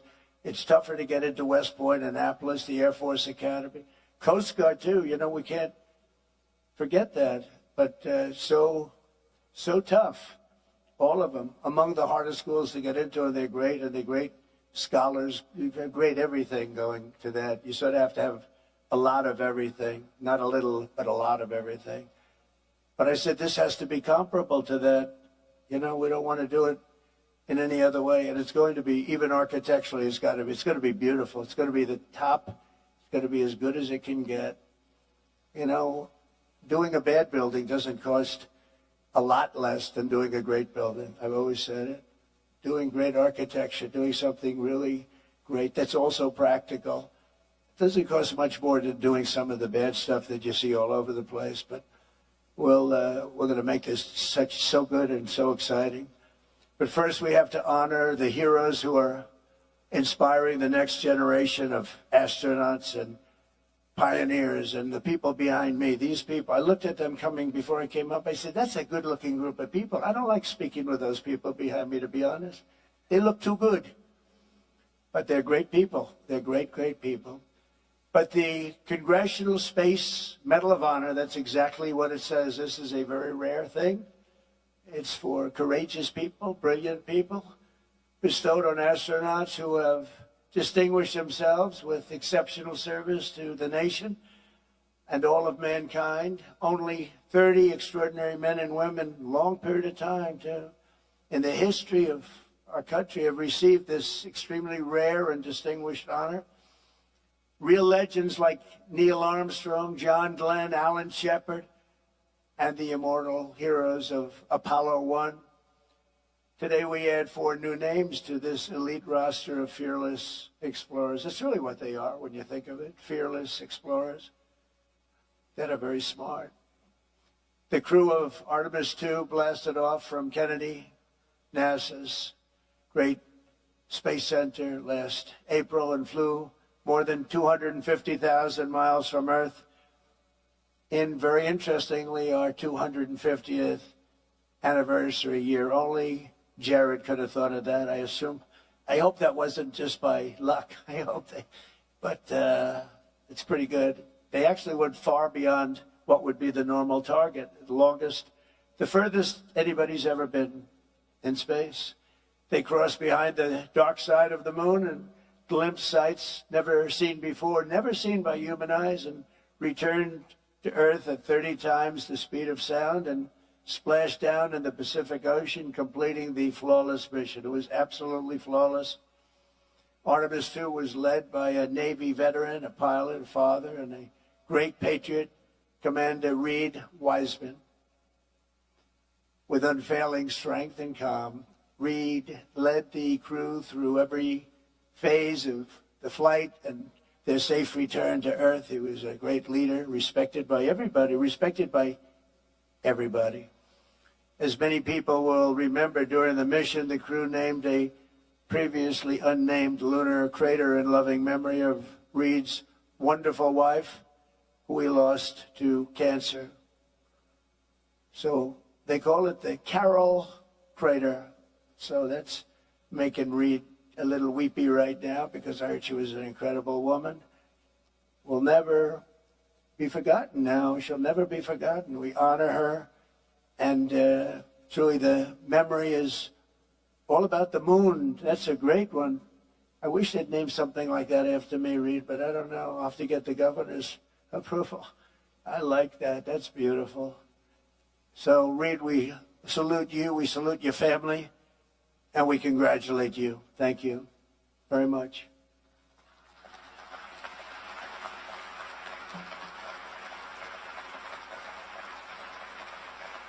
And today we also honor a distinguished naval aviator with an outstanding record as a test pilot.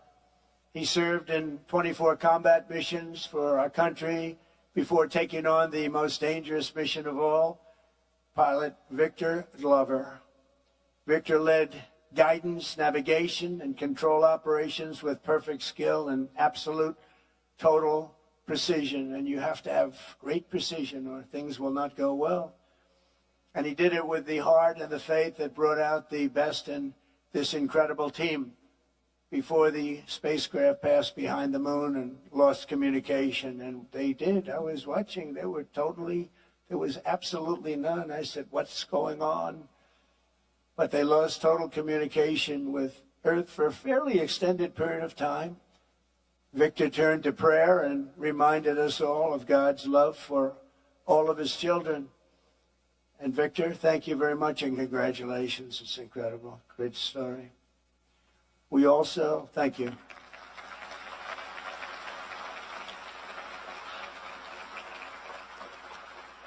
We also recognize mission specialist Christina Cook, who before this flight had already set a world record for the longest continuous flight ever by a woman in space. On Artemis 2, Christina led major science and observation tasks, making vital contributions to future missions and the advance of human knowledge. Christina tells young people, do what scares you. It's an interesting statement. I don't know about that, Christina. But that's the attitude that you have to have. You want to do this. And that is the attitude that she has, and I think that everybody standing behind me has, frankly. The further she went, the stronger she got. She was really amazing, they say, on the trip. She was just amazing. So, Christina, thank you very much. We appreciate it. Great job.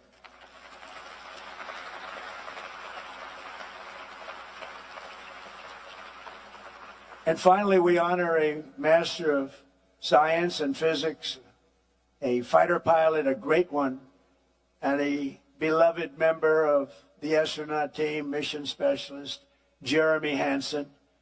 On Artemis 2, Jeremy became the first non-American in history to travel beyond low Earth orbit. He documented lunar terrain while contributing enormously to space science and physics research. And along with Christina, he helped the crew stay healthy and develop standards and best practices. Jeremy, thank you very much. Great job. Great job.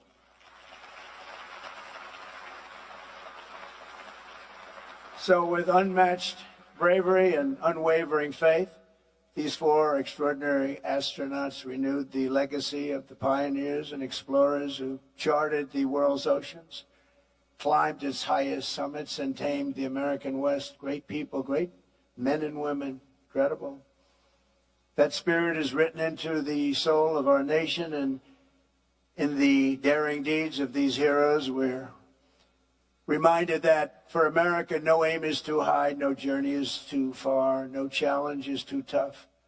In this country, we're limited only by the size of our aspirations and the scale of our dreams. We have the American dream, and the American dream is back. I think the American dream is back, stronger than ever before. We're doing great. This country is doing great right now. Never did anything like it. 81 stock market highs in 1.5 years. Never been anything like it, including the scale of it again yesterday for the 81st time. And $19.2 trillion is being invested in our country from outside countries and interests and people. And we've never seen it. That's why I call it the golden age. It's an exciting time. Tomorrow's going to be very exciting. And today, thanks to the crew of Artemis II, those dreams are closer than ever before. And we're on the cusp of an adventure and something that's so special that people have really not imagined anything. It's really, civilization is into the stars. The stars are up there and they're beautiful, and you're right next to them. You have the courage to be right next to them. Few people do, but you're leading the way. It's great, great bravery. I want to thank again Reed, Victor, Christina, and Jeremy, very special people. And now I will sign the executive order creating the U.S. Space Academy, and then we will do the honors. Thank you very much, everybody. Great honor.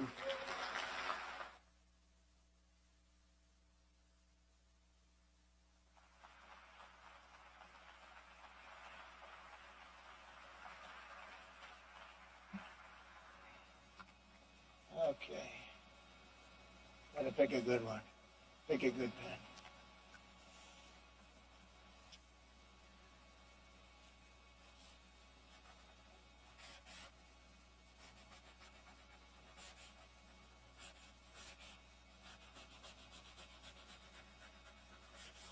That's a good one. Barry, thank you very much. I think he deserves it, right? Okay.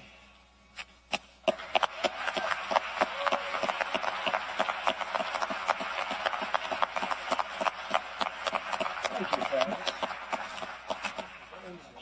You'll take that. Take these around and give them out to some of the people over there. We'll go over here.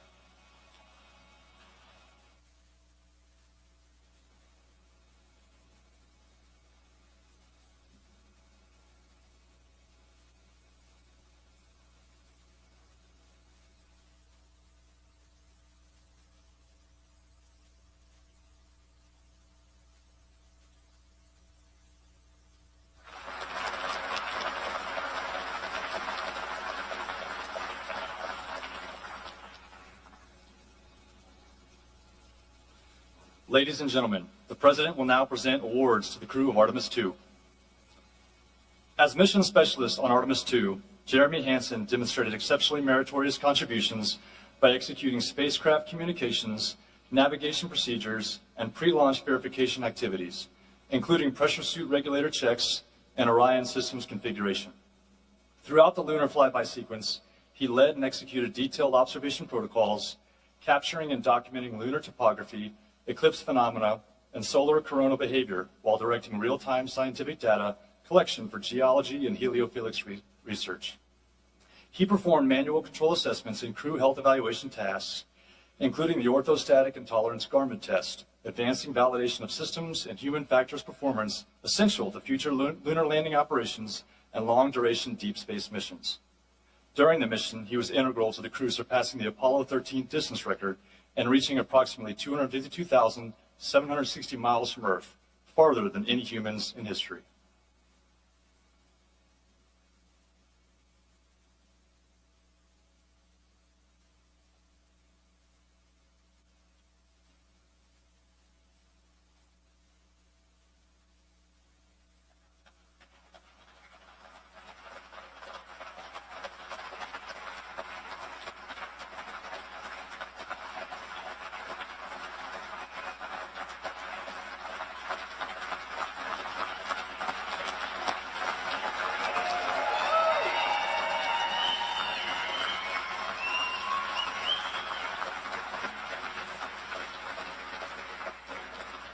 As mission specialist on Artemis II, Christina Cook demonstrated exceptionally meritorious service by leading major science and observation tasks during the mission's 7-hour lunar flyby, capturing and documenting impact craters, lava flows, surface fractures, and eclipse phenomena that significantly expanded understanding of lunar geology and solar corona behavior. She configured and oversaw Orion's cabin for flyby operations, including sensor alignment and systems readiness, and executed target Earth-Moon imaging sequences conducted from Orion's optical windows and solar array cameras. Her execution of in-orbit procedures, including participation in the orthostatic intolerance garment test, evaluating human physiological response during return to Earth's gravity, produced critical data that advanced crew health standards on future deep space missions.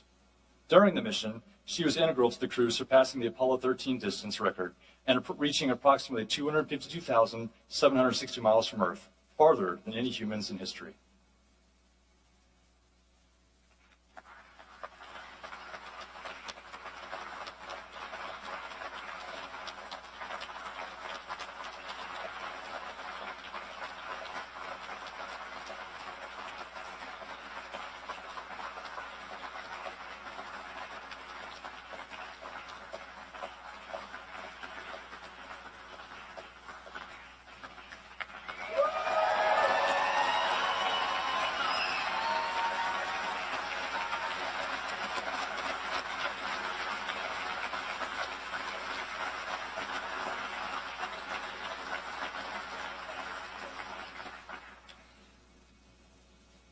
As pilot of Artemis II, Victor J. Glover distinguished himself through exceptionally meritorious performance by commanding and executing guidance, navigation, and control operations throughout launch, translunar injection, and return phases. He led manual control evaluations during Orion's return trajectory operations, validating spacecraft control modes and confirming the spacecraft's piloting characteristics for future missions. He maintained precise control of spacecraft attitude during lunar observation periods, enabling the crew to capture essential scientific imagery and meet mission-critical documentation objectives. His professional skill was further demonstrated during trajectory correction maneuvers and during final atmospheric entry and splashdown, ensuring the mission's safe completion and advancing deep space operational readiness for upcoming Artemis expeditions. During the mission, he was integral to the crew surpassing the Apollo 13 distance record and reaching approximately 252,760 miles from Earth, farther than any humans in history.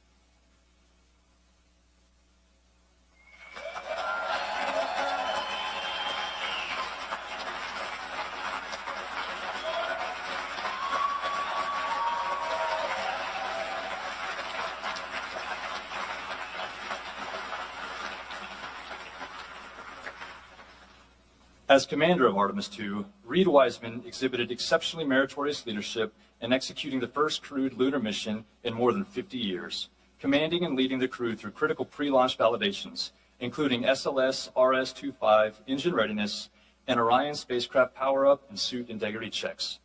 During the mission, he commanded Orion's outbound trajectory, the successful lunar flyby, and detailed geologic observation operations, ensuring the spacecraft remained on the precise course required for the crew to surpass the Apollo 13 distance record and reach a maximum of approximately 252,760 miles from Earth, farther than any humans in history. Under his command, the crew executed return trajectory correction burns, manual control evaluations, and system verification procedures that culminated in a flawless splashdown and safe recovery, advancing the nation's readiness for future lunar surface missions.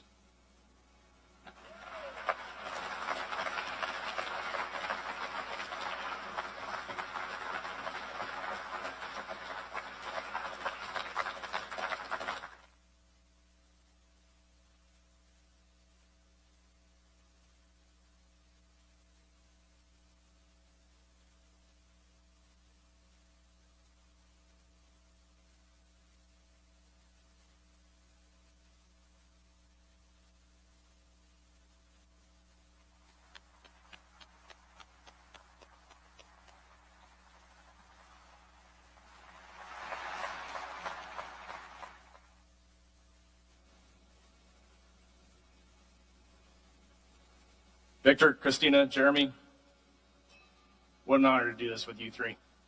Mr. President, it means a lot that you are here at the Johnson Space Center. It underscores the important work that is going on here in Mission Control in furthering human exploration, the home of our astronauts, the home of flight operations, and Mission Control. Thank you for coming here today.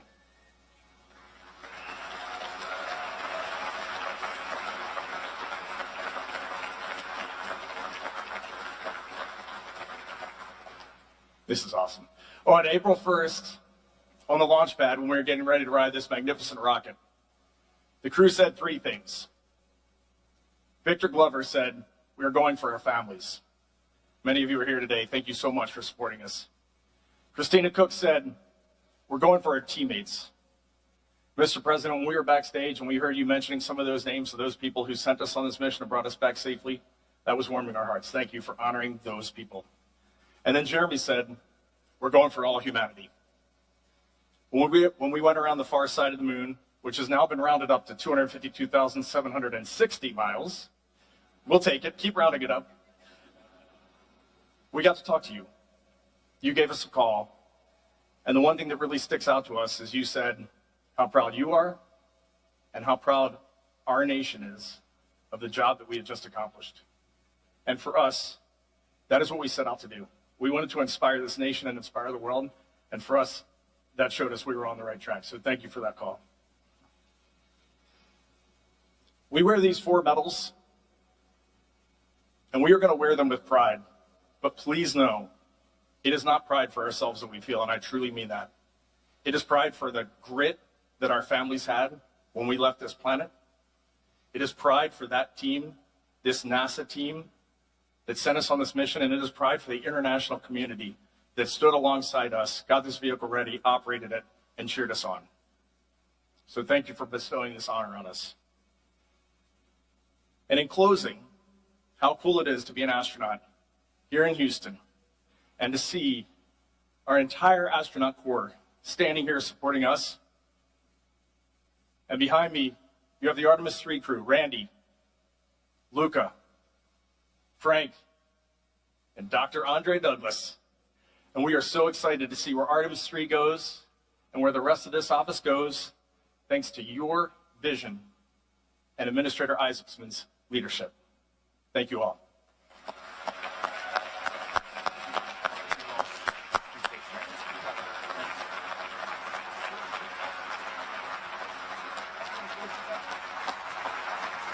I'm going to hand it over to our esteemed pilot, Victor Glover. So, Mr. President, when we were in your office and you were so gracious to us, lavishing us with gifts and so much of your time, we had mentioned getting you one of these blue flight jackets. And so here we have your jacket today, and you'll notice the NASA, we affectionately call this the NASA meatball. But on the sleeve, you'll see the team that we are a part of in the astronaut office, and that is the Flight Operations Directorate. There's a lot of neat symbology on that patch, and I can explain it to you, or some of the team can later. Underneath that, you have the Artemis 2 mission patch, which we told you a little bit about, and then you've got 45 and 47 patches, which represent that vision that Reed was talking about earlier. And so we are people of our word, and it is great to be able to give this to you in front of everyone. Thank you, sir.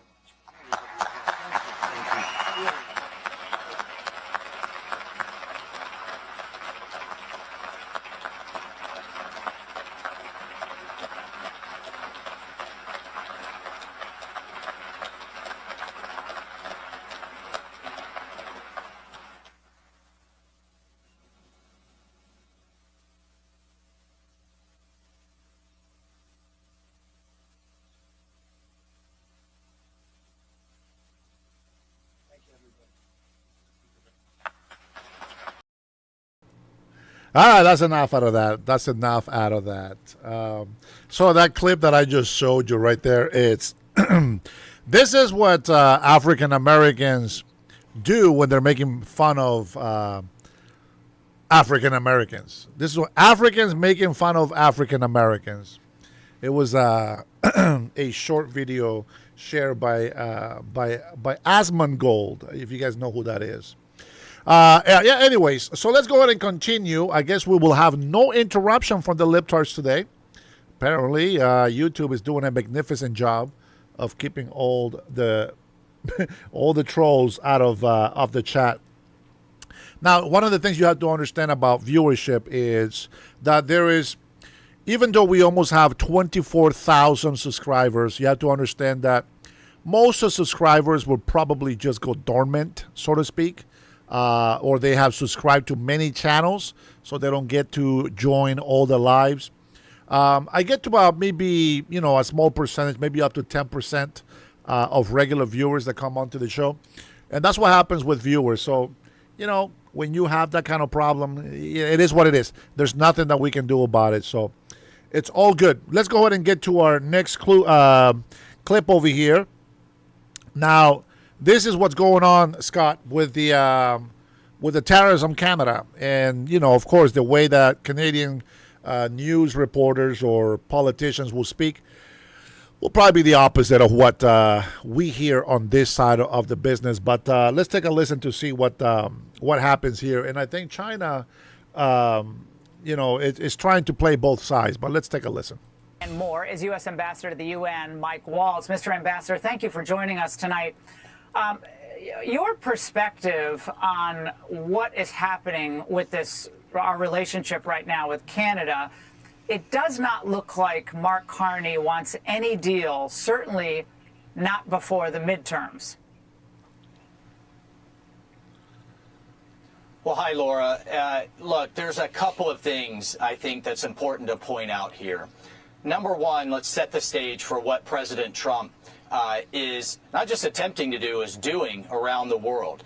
He is determined to reindustrialize the United States, to restore American manufacturing, to pull our supply chains back onto our shores, because as both he has said, Secretary Rubio, Secretary Bessent, the entire administration, economic security is absolutely national security. Number one. Number two, in the case of Canada, I have spoken with Secretary Bessent, with our great trade rep, Jameson Greer. The deal was basically done, except that then Prime Minister Carney started to realize this was bad politics for him. He has run on being the tough guy against Trump. Elements of the deal, which was a fair deal on all sides, started to leak out, and suddenly he sends in some of his political team on top of the negotiating team and pulls out and starts spinning. One of the pieces of the spin, to your point on China, was that we were demanding that Canada not enter into other types of trade agreements. That's absolutely not true. What we said, what the team said was, look, if we're going to give you very favorable tariff status, we're going to give you the best deal of any other country that we trade with in the world, you can't then let China take advantage, what they call transshipment, and start dumping their goods into Canada just to dump their goods in the United States. And we're right back where we've been for many, many administrations. So you've got to raise, Canada, your tariffs on China, importantly, like Mexico has done. And I have to tell you what, in contrast to Prime Minister Carney, Scheinbaum down in Mexico has worked well with us, has established a good relationship with the president, is working with us not just on cartels and national security, but also on these trade issues. At the end of the day, President Trump's going to put the American worker first. All right, I got to get in on this because, Mr. Ambassador, Carney created a new position in his office for a woman named Maya Johnson, who had been advising him on U.S.-Canada trade policy. Now, Ms. Johnson happens to have been a major player in Hillary Clinton's 2016 campaign and was even in the WikiLeaks published John Podesta emails. So there is a theory among some of my sources that she and others from the United States got in the ear of the Carney folks and said, look, we think Trump is vulnerable. We think you can hurt him in places like Maine and Michigan by walking away from this deal, and you'll get a much better deal after the midterms and actually help hurt the Republicans going forward. I know that sounds quite devious, but it's a little odd, don't you think, to have a Hillary Clinton advisor at the top of the Canadian government acting as such an important player at this time? Well, there's the politics of that, Laura. I do sense, and I'm hearing from a number of the folks in the administration that have been dealing with him, that they do think they can turn the tides on the president in the midterm by holding out on this. But it's also about their domestic politics, too. Quebec has provincial elections coming. I would be very careful if I were the prime minister that he doesn't then come back to even a worse deal after this. President Trump is not going to play politics. He is going to do exactly what I said at the top. He is going to do what's best for our economic security, which is our national security. And rather than kowtowing to China and taking a trip to go see the state of the EU, which apparently the prime minister is now going to do, look, from the Arctic all the way down to South America, we have the energy, the critical minerals, the oil, the gas, the food security that we need to be Fortress North America. To have it right here in our own Western Hemisphere, we're working incredibly well with our South American partners. We're working well with Mexico. This is about domestic politics back home for Carney, and it's not sustainable. 70 to 90% of their goods come to the United States. He can play politics in the short term. It's not sustainable in the long term. Yeah, not gonna and he work. may come back to a worse deal. Sucking up to China ain't going to work. Yeah. Well, I don't think anybody working with China. You know, the whole thing about China that gets to me is that China doesn't have anybody's well-being in mind. China is about China, and I'm not talking about the people of China. I'm talking about just the government. It is a big difference of America first. I wish that it was China first for the Chinese, because then the people will be taken care of, but that's not what it's about. It's about power. It's about power and control. The United States is 1/3 of the market for the world to invest in. We can't go to war against each other with these tariffs. Now, listen, I know that there is a lot of people on the left who believe that they are on the right side of the fight, but they're not, okay? But you can't convince people of that. That's something that people have to realize for themselves. And the worst thing is that America does suffer. You know, when we have issues with the law, you know, and I know we're gonna go ahead and go into ICE a little bit, immigration laws. But, you know, when we have issues here internally, I understand that people have concerns, okay? But the problem is that so many people that have concerns about what's going on internally, so many people that have no idea what the hell is going on outside of the United States of America, and all they have is emotional reaction to what is happening with foreign policies and all of these things. You know, they are so unplugged from reality that when they hear news coming in from CNN or from some legacy media channel or from a podcaster or whatever they like to do, you know, they listen to the people that tickle their ears, so to speak, that say what they want to hear. They don't want to hear the truth. People want to be lied to. That's how they like to live their lives. They don't like to be living in the truth. They want to be told what to do. They like to be lied to so that they don't have to deal with the consequences of their actions. They like to be not held accountable. They are irresponsible. And this is why they confuse the shit out of everybody inside the country. If they pay attention to what other countries are doing, how their nations are being attacked and affected, there is always going to be Democrats and Republicans throughout the world. There's always going to be communists throughout the world. There's going to be different kind of mentalities out there, and even countries who are really ran on very, you know, deep, hard, dark religious beliefs, and they never make a decision to try to distinguish between right and wrong. See, when we talk about Americans, and I pay attention to this. So we have a religion we'll call Christianity. Christianity does not tell you to go stone people to death. Christianity doesn't tell you to disrespect the law of the United States of America. On the contrary, it tells you to assimilate if you want to be in this country, if you're a foreigner, and it tells you to obey the law of the land. No other religion does that. Now, we're talking about separating of religion. If you want to save your soul, if you want to believe in God, that is a choice that you can make. If you want to, be rebellious and you want to be judged just by the law of the land, you can do that as well. But you have to be, you have to hold yourself accountable for it. No, so what do I mean by that? Okay, so in our country, we have people that choose to be gay. Okay, you can do whatever the hell you want with your body. The problem is that that's not what they want to do. They want to be corrupted, and they want you to accept that corruption. And that's not what I'm about. See, that's infringing my rights and my freedoms. My rights and my freedoms don't infringe on anybody else's rights and freedoms. You got people that go out there and protest, with violence.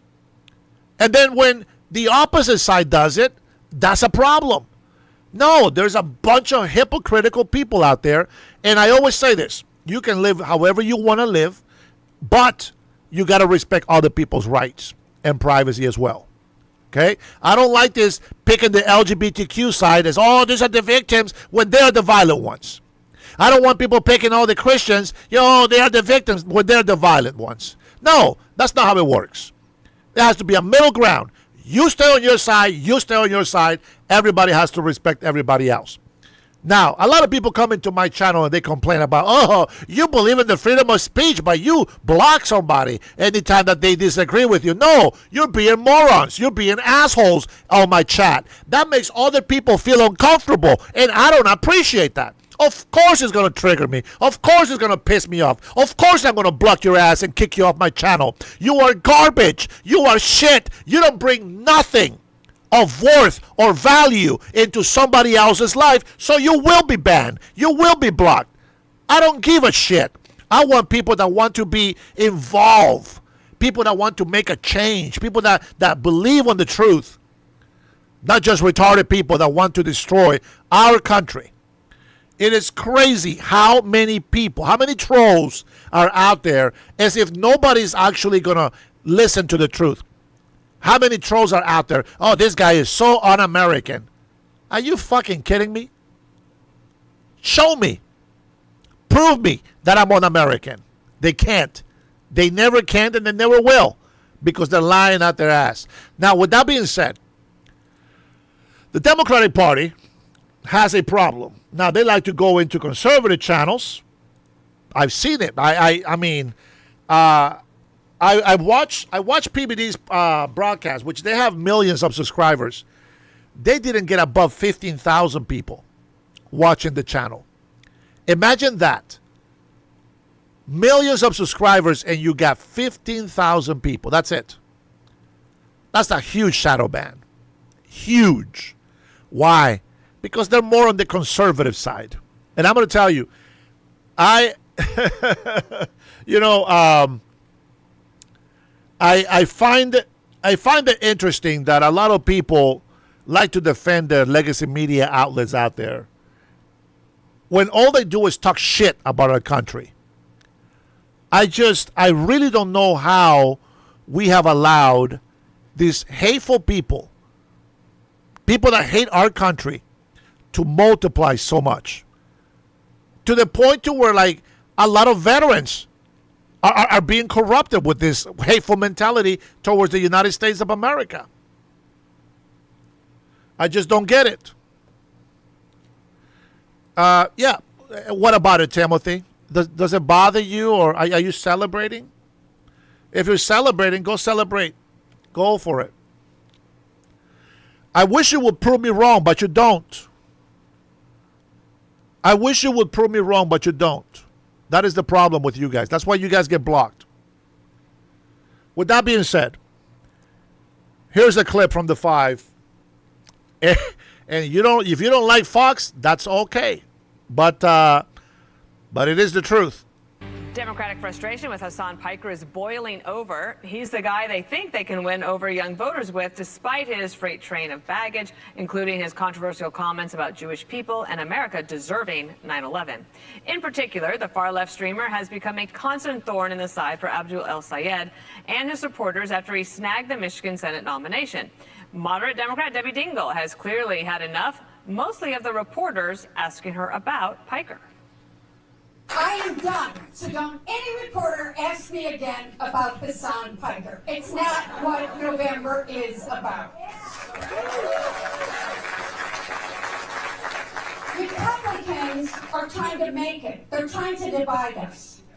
And we got to stop letting them try to divide us. I don't agree with Hassan Piker on a lot of stuff. Abdullah Sayed also says he's had enough by rejecting Piker on the campaign trail, sort of. Hassan Piker is a streamer in California. You would think, if you turned on any media, that this whole campaign is about a streamer in California. That's not what this campaign has ever been about. This campaign has always been about the ability to afford your groceries in Michigan, the ability to send your kid to a good school in Michigan, the ability to see a doctor in Michigan. But Hassan Piker says that he and El Sayed are just punking the press. There are going to be a lot of people who are already questioning Abdullah Sayed's sincerity on these issues that will then turn around and say, he's moderating his position on Israel, all this stuff. I don't think he is. Okay, I will say this. I am literally the person that is being dangled, and I'm going to tell you once again, he's not moderating on his perspective on Israel or anything like that. Yeah, and who do you believe in that scenario, obviously? Tyrus, I have a friend in Florida, retired CIA operative type of guy. Awesome. And he mentors young men. Cool. And the first thing he does is say, I want you to show me who your best 3 friends are and who you hang out with the most, and I'll tell you where you're going to be in 5 years. Okay. That's how I feel. Harold, Jesse, and you're going to be fine. Okay, thank you. But El Sayed pretends that he wasn't hanging around with Piker the whole time in order to get this primary, and only now wants to moderate. No, look, and if it walks like a duck, it's an anti-Semitic duck. That's what it.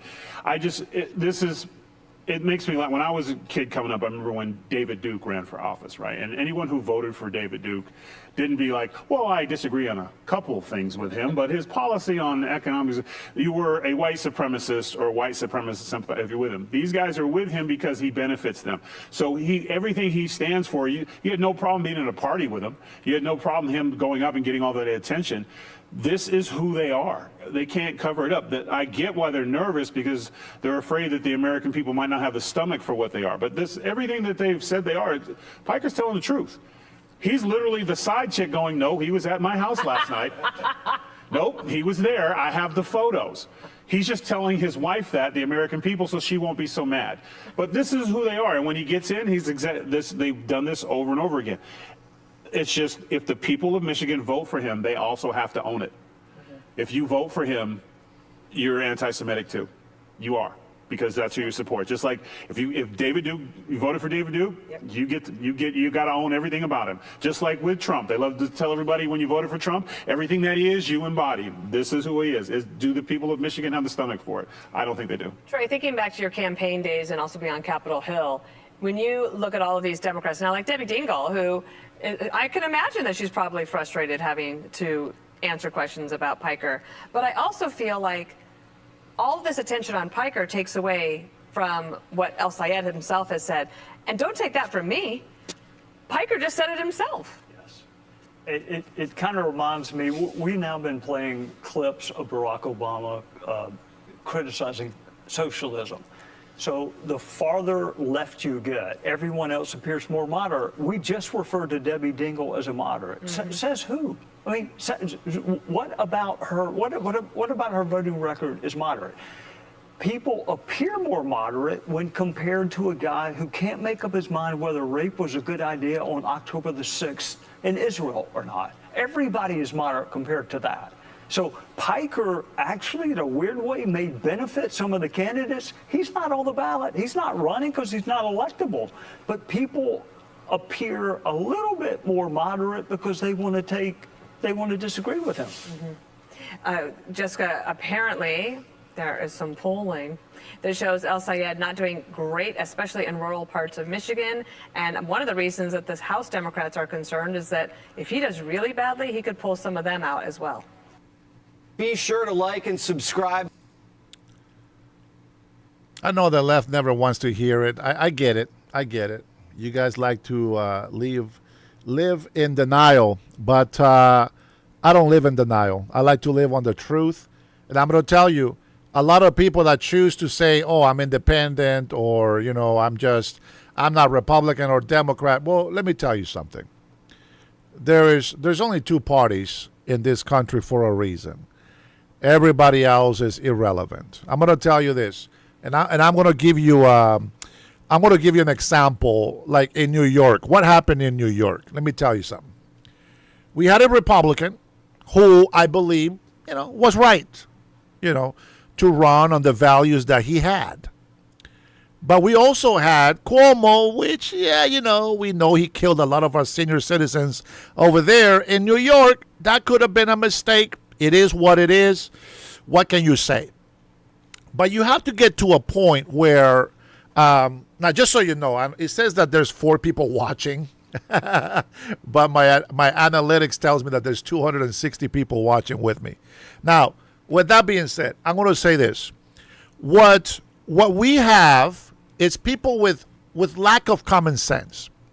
Listen, so we saw Cuomo, Mondani, and whoever the red beret guy. See, I don't even remember his name. That's why he didn't win. But here's the problem. President Trump told him, he's like, hey, buddy, you got to stop it. Those votes that you are taking away from Cuomo is going to allow Mondani to win. You understand? So I'm giving you in the same sense, the same scenario. Okay, so listen, even if you don't like Trump, even if you don't agree with this war, listen, it has to be done, whether you agree with it or not. Let me tell you, you can't just get mad at Trump because he put some tariffs. Go find out why he's putting those tariffs on first before you make an opinion on it. Stop saying that you're an independent, because all you're doing is washing your hands like Pontius Pilate. You probably don't even know what that is. But that just means that you don't want to be held accountable for your decisions. You don't want to be a responsible citizen. You got to make a choice. There's no such thing as being neutral. You got to make a choice. Canadians are being tariffed right now. If you have been defending our farmers, then you would have to agree that Trump's tariffs on Canada are legit. Why do I tell you that? Listen to me. And I wish that you had some common sense. If you are listening to this, man, if you are listening to this, I wish that you had common sense. Because you've been fighting saying the farmers, the farmers, the farmers. I agree with you. But you have to understand, we buy a lot of oil from Canada. So the Canadians are making billions of dollars off the United States of America. We are their best customers. But they're not giving us fair trading. When our farmers are being tariffed the heck out of everything, they can't make business in Canada. They're being shut out. They're being shut down. You see, other countries that don't allow us to trade our services, our products in their country, they are not being fair. It's not a fair trade. So President Trump wants them to get rid of that. All these tariffs on milk, on farm products that we make, they need to get that off. Of course, we're trying to bring manufacturers back to America, but what gives? I'm going to tell you, Canadians' economy is not going to last. They will lose. And they will probably ask China for some more money. And that will be the biggest mistake that Canadians can allow to happen. I think that Alberta needs to completely just separate from Canada, become its own country, or become a state of the United States of America. This is how we got Texas.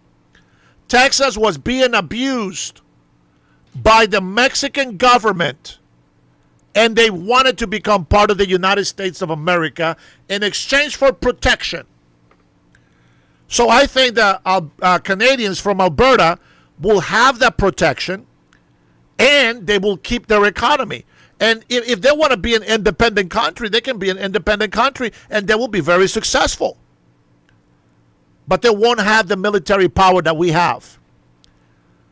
So it's common sense to me that Alberta becomes a state of the United States of America.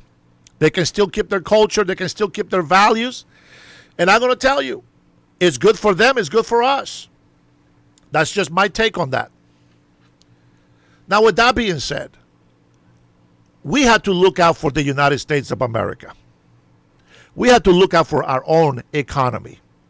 If you really care about our farmers, then you will actually support President Trump because he does care about the farmers. You think that that because we can't get fertilizer from India because of tariffs, you think that's a bad thing? Why don't we create our fertilizers here? Why do we allow our enemies to poison us? All the food that listen to me, all the food that those countries sell us, it's killing us. It's making us unhealthy. Europeans don't sell that shit. The Chinese don't even sell that shit, but they sell it to you, the American people. And we are stupid enough to buy it and consume it. You think that you're doing a good thing. You're not. You're being used and abused, and you don't even see it. Here comes a man that wants to go ahead and bring in healthier food, make a healthier America, and then all you can do is hate on him because he is on Trump's administration. It is unbelievable. Unbelievable that people can't see right through this. It doesn't matter. Politicians are politicians. Compare the policies. Who is benefiting who and who is doing what for who? I can tell you right now, all the policies that President Trump and the administration have is for American citizens. Everything the Democrats have is against American cities and value.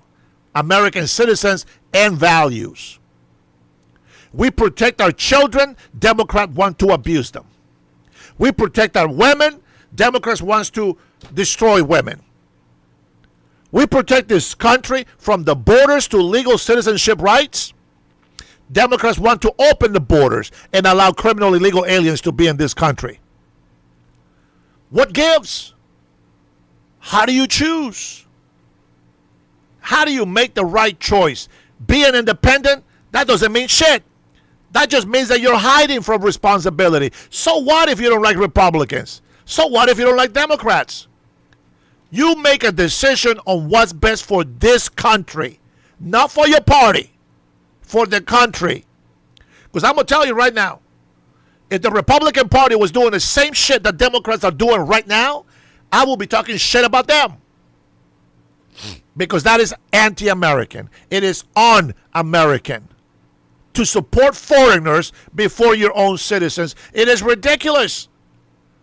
In what world does that make sense? You know what's crazy? Islamic countries are protecting their Muslims. All of them. They defend their religion, they defend their countries, but anybody else that want to defend their country and their religion are evil.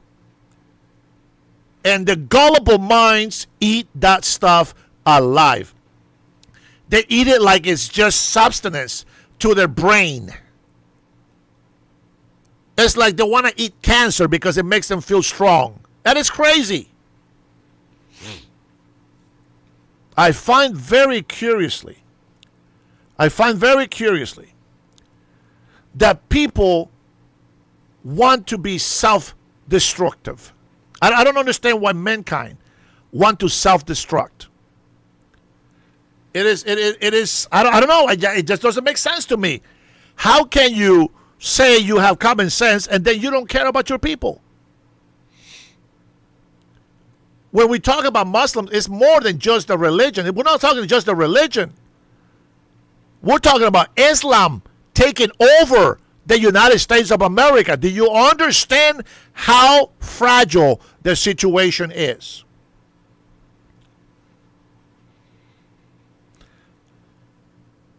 People that like to live in a lie, that is your choice.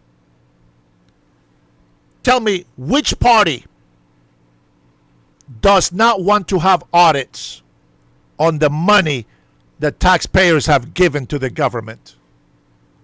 Who hides information from the public? If you say Trump, then I will agree with you. He needs to be more transparent, which I think he's the most transparent out of everybody, but I would agree. But which party wants to allow illegal immigrants to vote? Not the Republicans. It's the Democrats. Which party wants to mutilate our children? Not Republicans. That's the Democrats. Who put illegal immigrants before American citizens? Not the Republicans. That's the Democrats. Who keep cheering for Iran? Not the Republicans. That's the Democrats. Who was against the narco boats being destroyed? Democrats, not the Republicans. Who was happy and content with Venezuela being destroyed by a communist tyrant? The Democrats, not the Republicans. Who had the balls to go and free and liberate the Venezuelan people? Republicans, not the Democrats. Who lied and imprisoned a Honduras president who was standing against communist narcos in Central America? Democrats, not Republicans. Who has helped communists more than anybody else? Democrats, not Republicans. So if you want to choose a party, choose the party because they're the right people for American citizen values. Now, you don't have to like them, but if their policies are for this country, then you should support them. Tell me, why should I say no to Israel and yes to Iran? Why should I say no to Israel and yes to Hamas? Why should I say no to Israel and yes to Arabs? Where are we with that? What is the argument that you're making? Prove me wrong. It's good versus evil, my friends. Whether you like it or not. I have my values. And my values are the same values that has made this country the greatest country on earth, celebrating 250 years. The values of other countries has them fighting and warring for thousands of years. They can be both useless governments. Sure. Pick your poison. You can't just deny. You can't just say, oh, I'm just not going to vote. Oh, I'm just going to be independent. Whether you vote or not, you are helping Democrats. When you defend this dumbass argument that you don't need to show proof of citizenship to vote, that is the stupidest thing I ever heard. Even Honduras, which is a third world country shithole, you got to show birth certificate to get your ID. You got to prove that you are Honduran, that you are a citizen of Honduran in order to vote. But more importantly than voting, since it's not important to the left, open a bank account. Can you believe that? You got to be a citizen. You got to prove citizenship in order for you to open a bank. Where are we at? Where do we stand with that? The thing is that it's always going to be your choice. It's always going to be your choice. You want to be a patriot, or you want to be a person that hates the United States of America? I'm going to tell you what. Let me show you this. This is a man celebrating ICE agents, and I don't disagree with them completely. Let's take a listen to this argument celebrating that ICE agents are being... We have some that they're being held accountable for. Now, this guy has... Look at this. He has 5.23 million subscribers. And he has 133,000 views in the last 3 hours. Okay, fantastic. So he says, consequences for ICE agents over Minnesota shootings. Finally, consequences, he says. Listen, if they don't behave, I don't care if you're ICE or local police, you got to pay for your crime. Nobody is above the law. When we say that ICE agents need to be there to deport illegal immigrants, that is correct. Will they always get it right? Probably not. But that doesn't mean that we need to abolish ICE. You understand? All right, let's take a listen to this guy. He's very excited. He's very excited about this. Buster News here. Everybody in the country remembers the ICE shooting of Renee Good and Alex Preddy. Since then, that story has gone quiet. But now we have a major update where it may signal some actual accountability for the ICE agents who actually discharged their weapons. Glenn, can you explain what just happened? Yeah, Brian, a really big announcement this morning. The prosecutor who's been investigating the homicides of Renee Good and Alex Preddy this morning announced she now believes she has enough of the evidence to make a charging decision in each case. Now, she hasn't announced what that decision will be, but this is actually a big deal. Why?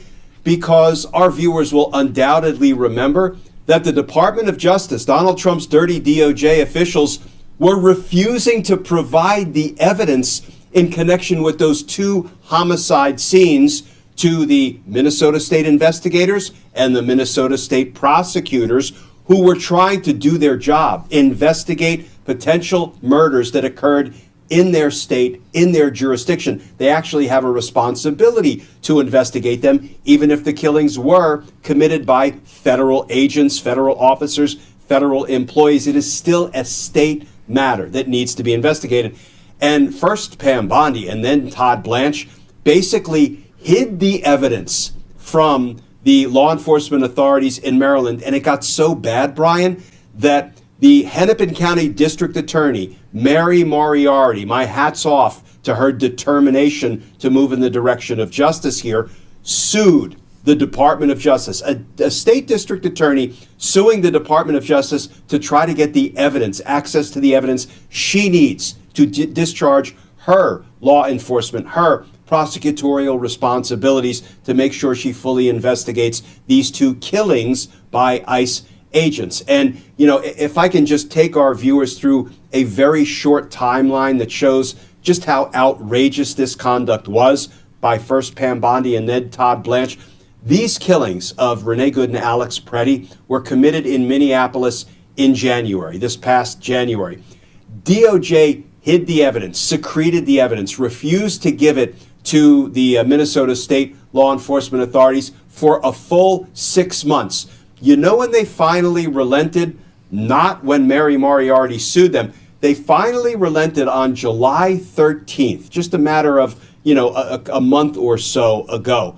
Why did they relent? Why did Todd Blanche finally decide to give over the evidence he had been hiding, which was, sort of de facto shielding the ICE agents from being held accountable for what they did? Well, 2 days later, July 15th, his confirmation hearings commenced because he desperately wanted to be Attorney General.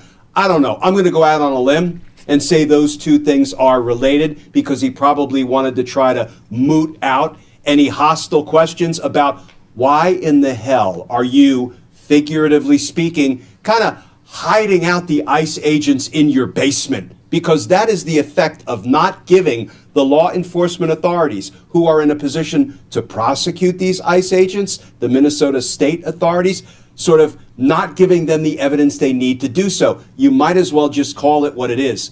This was obstructing the state criminal investigation. And, Todd Blanche, in a pretty, transparent ploy, decided I better give over this evidence right before I begin answering questions in my confirmation hearing.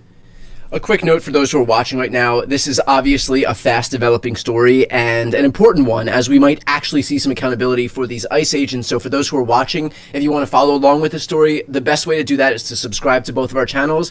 I'm going to put those links in the post. Killed Renee Good and Alex Preddy with some level of criminal homicide. And I'll talk about why I think that is the most likely outcome in a minute. But then what will happen once she indicts them? These ICE agents will be brought in for their first court appearance in Minnesota State Court, and their attorneys will undoubtedly file a motion to remove the case from state court to federal court. There is a mechanism, a vehicle by which a federal law enforcement agent who is indicted in state court for violating state law, they can file a motion to have the case transferred into federal court. Now, that doesn't mean the case becomes a federal case. To the contrary, it remains a state case. The state prosecutors travel with the case to federal court and prosecute it. But the minute it gets into federal court, what the ICE agents will argue through their counsel is they have what's called supremacy clause immunity. What does that mean? That means if after a hearing on the evidence, given the nature of these killings, if the judge concludes that the ICE agent's conduct was necessary and proper within the scope of their law enforcement duties, even if they happen to overreact, then, Brian, the case gets dismissed. And the state cannot proceed with the prosecution. And, of course, the feds, under Donald Trump and Todd Blanche, have no interest in investigating, never mind prosecuting, even criminal incidents of officer-involved shootings resulting in death. So, that is the likely path the case will follow. Anyway, it's very basic on the left. I wanted to hear how they talk, but they're very hypocritical. They want us to abide by the law, but they don't want to abide by the law. Now, the reason why I switched that video is not because I don't want to continue to listen to it, but because somebody's mentioning in here Argentina and the whole beef and all this other crap. Now, listen, can you imagine if Canadians, right, if the Canadian government didn't charge tariffs on our farmers? Can you imagine the free trade that we would have between our so close friend, brother in arms, blah, blah, blah, BS? Just imagine our farmers being able to sell all of our milk, all the eggs, all these other things to Canadians. They will be able to make more money to be able to have better beef processing plants, etc., etc. It's everything is a circle. When people don't want to play in that circle, that's when we start having problems. But there you go. You do a little bit of research on Argentina and what's going on there. Why did we give him $40 billion? Why? You know what I'm saying? Scott Barron, my Canadian brother, can you tell us your opinion on these tariffs on Canada? Do you think they're fair? Do you know about the tariffs that the Canadian government has on the farmers of the United States? All right, there you go. That's true. Scott Barron with his insights.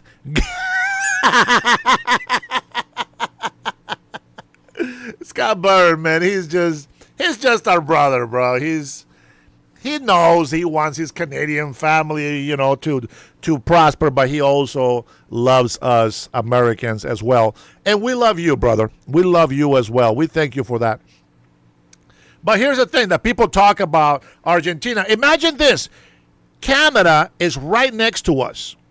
And I can tell you, we love Canadians. Well, I speak for myself. We love Canadians, okay? I love Canadians. We love Canadians. But it's the same way back and forth. There's a lot of Canadians that love us as well. We don't like the government. They don't like the government. But we love each other, right? See, there you go. We have our Canadian proof right here. I appreciate it. Hey! Scott Byrne, ladies and gentlemen. But, Canada is right here. It's right next door. You know what I'm saying? It should be the best free trading ever. What we want is this. If I make mangoes, I know you can't see it because it goes invisible. If I make mangoes in the United States of America, which we don't, and Canadians make oranges, well, depending on how many mangoes Canadians eat and how many oranges Americans eat, that's how much money you're going to make. But it should be a free trade. There should be no tariffs on either side. That, to me, my friends, is free trading. Okay? If we're getting vehicles imported from Canada, well, here's the problem. We want the manufacturer to be here in the United States of America because they're American companies. Well, Canadians want the manufacturers in Canada because it's giving thousands of jobs to Canadians. You know what I'm saying? So here's the problem. All of a sudden, it's like, well, now I'm going to tariff you. Now I'm going to charge you more for this. I'm going to charge you more for that. And that's the problem. That's the problem that we have. So nobody really wants to do free trading. I mean, what is that about? You see what I'm saying? If we have manufacturers here and we sell to Canada, even with no tariffs, right? The money on the sale of those cars will come to the economy of the United States of America. Well, it's vice versa. So we have a problem. It's called competition. The problem is that we don't allow Canadians to choose the products they want to buy. We don't allow Americans to choose what products to buy from Canadians. We want to force our products on our neighbors, and that's a big problem. That is not free trading. Hi, Pamela, how are you? That is not free trading. See, if I was like here, right? Watch this. So here, Washington State, is borderline with Canada, okay? As governor, listen to me. You gotta listen carefully. I cannot go above the president, on dealing with foreign policies and stuff, but I can still make some deals that will benefit the Canadians in my state. I think there's something that we can work out. The reason why it's so difficult for the bordering states to work with the president in Canada, there's just one formula. They're Democrats and they hate Trump. You can't hate your leader and then expect other people to like your country. You just can't do that. So the first thing that we need to fix is governors and mayors need to work with our president. Governors and mayors are part of the executive branch. Now, it's not a interstate executive branch. It's a local executive branch. But they should be supporting the president. They shouldn't make it difficult for the president to make deals that will benefit Americans. I don't understand that. And you have the problem of, Democrats wasting money. I get it. I can see the problem with that. But we got to be able to work with each other. You know what I'm saying? So here we are. Argentina is way down south. It's on a whole different continent, literally on a whole different continent. And they are doing tariff-free. Argentina opened its domestic markets to quota-based tariff-free entry for critical U.S. agricultural products like cattle and dairy. It's a trade. It's a trade. If we're having problems with Americans, right, and their processing of beef, well, they got to fix that. They got to fix that. Otherwise, they're going to screw the farmers.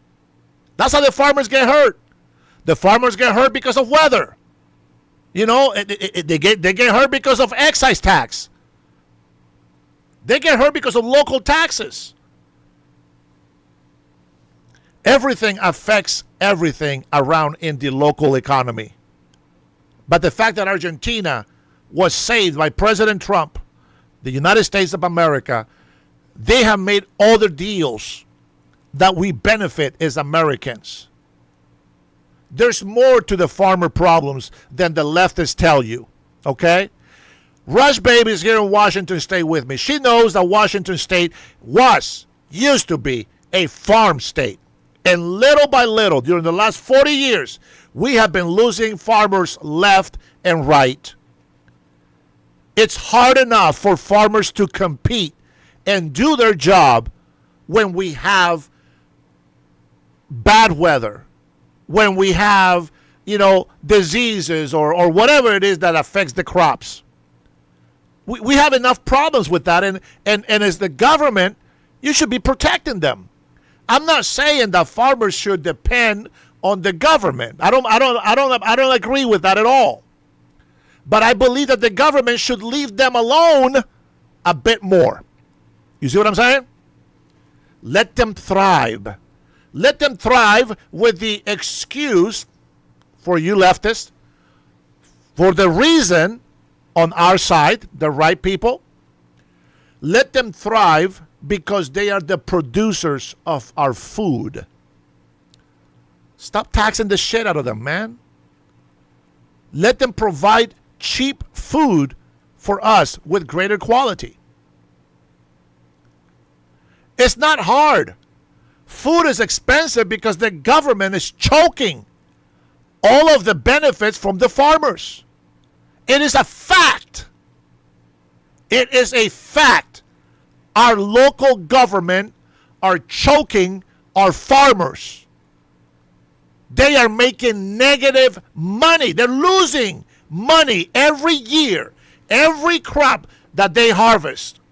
Because of the government's regulation and taxes, they are losing money. You understand? Woo! Washington State lost 5,173 farms over the 10-year period between 2012 and 2022. Brother, I'm telling you. Thank you, Scott. But, man, why can't I have all my subscribers be like Scott Burren? I swear, this guy, you may not be Canadian. I'm just playing. Hey. All my Canadian family, I'm just joking. Just joking. Scott Burren seems to be better than a lot of these Americans that we come across in this channel. You know what I'm saying? Woo, a lot better. I'd rather have foreigners that love this country than American citizens that hate it. I don't know how else to say it, but that's the way it is. Let me get the last bit of my coffee warmed up in here because I'm starting to have fun. And it's all because Scott Burren got in the chat. It's all you're doing, brother. I appreciate you. But anyways, this is something that bugs me about the government. That they like to blame the other party. No, bitch, you've been in power for 40 years. It has nothing to do with the other party by now. It has all been Democrat. So you cannot blame the Republicans for what is happening in Washington State. Fact, 40 plus years of Democrat ruling only in Washington State. Look it up. Look it up. 40 plus years of Democrat ruling in Washington State. I'm not saying that the Democrats are responsible completely. No. But you can't start blaming the Republicans for it, is what I'm saying. We have had good Democrat leaders.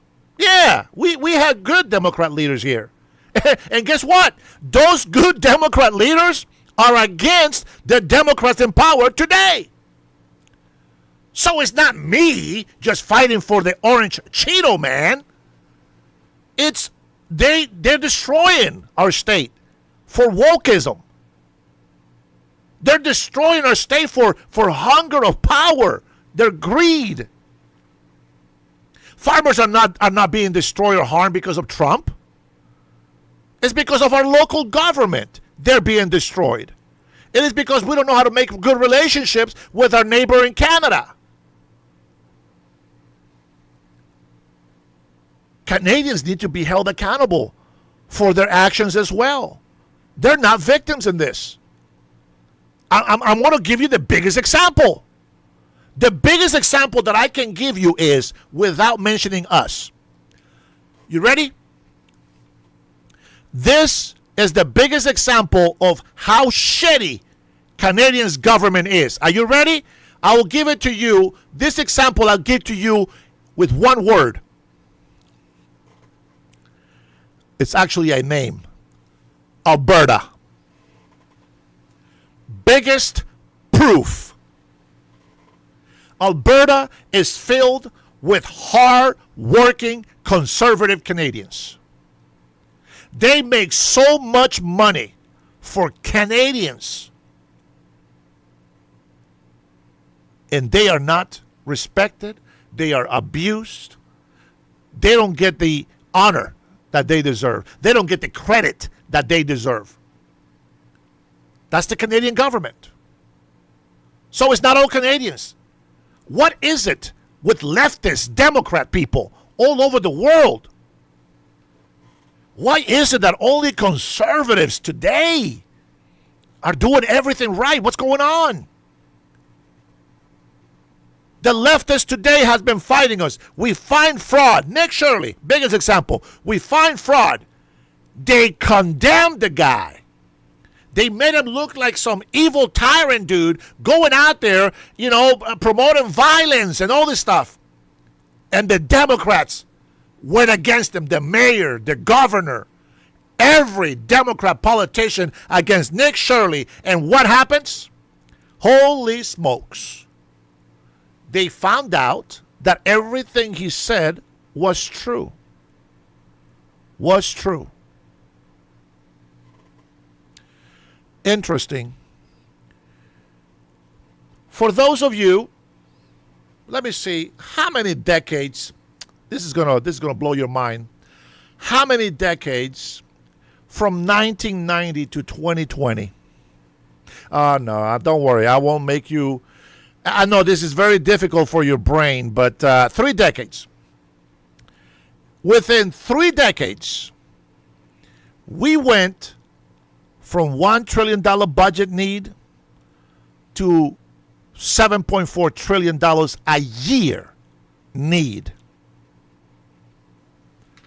The left would like to argue $40 trillion deficit. Oh, $40 trillion debt. I wonder how we got. Oh, snap. Mr. Reed, did you just become a member again? Oh, man. Appreciate you, bro. $40 trillion debt. Because of socialist programs that capitalists make money to be able to support. We went from $1 to $7.4 trillion. This is yearly. So now we're $6 trillion over every single year that we have to make. Let's do the math.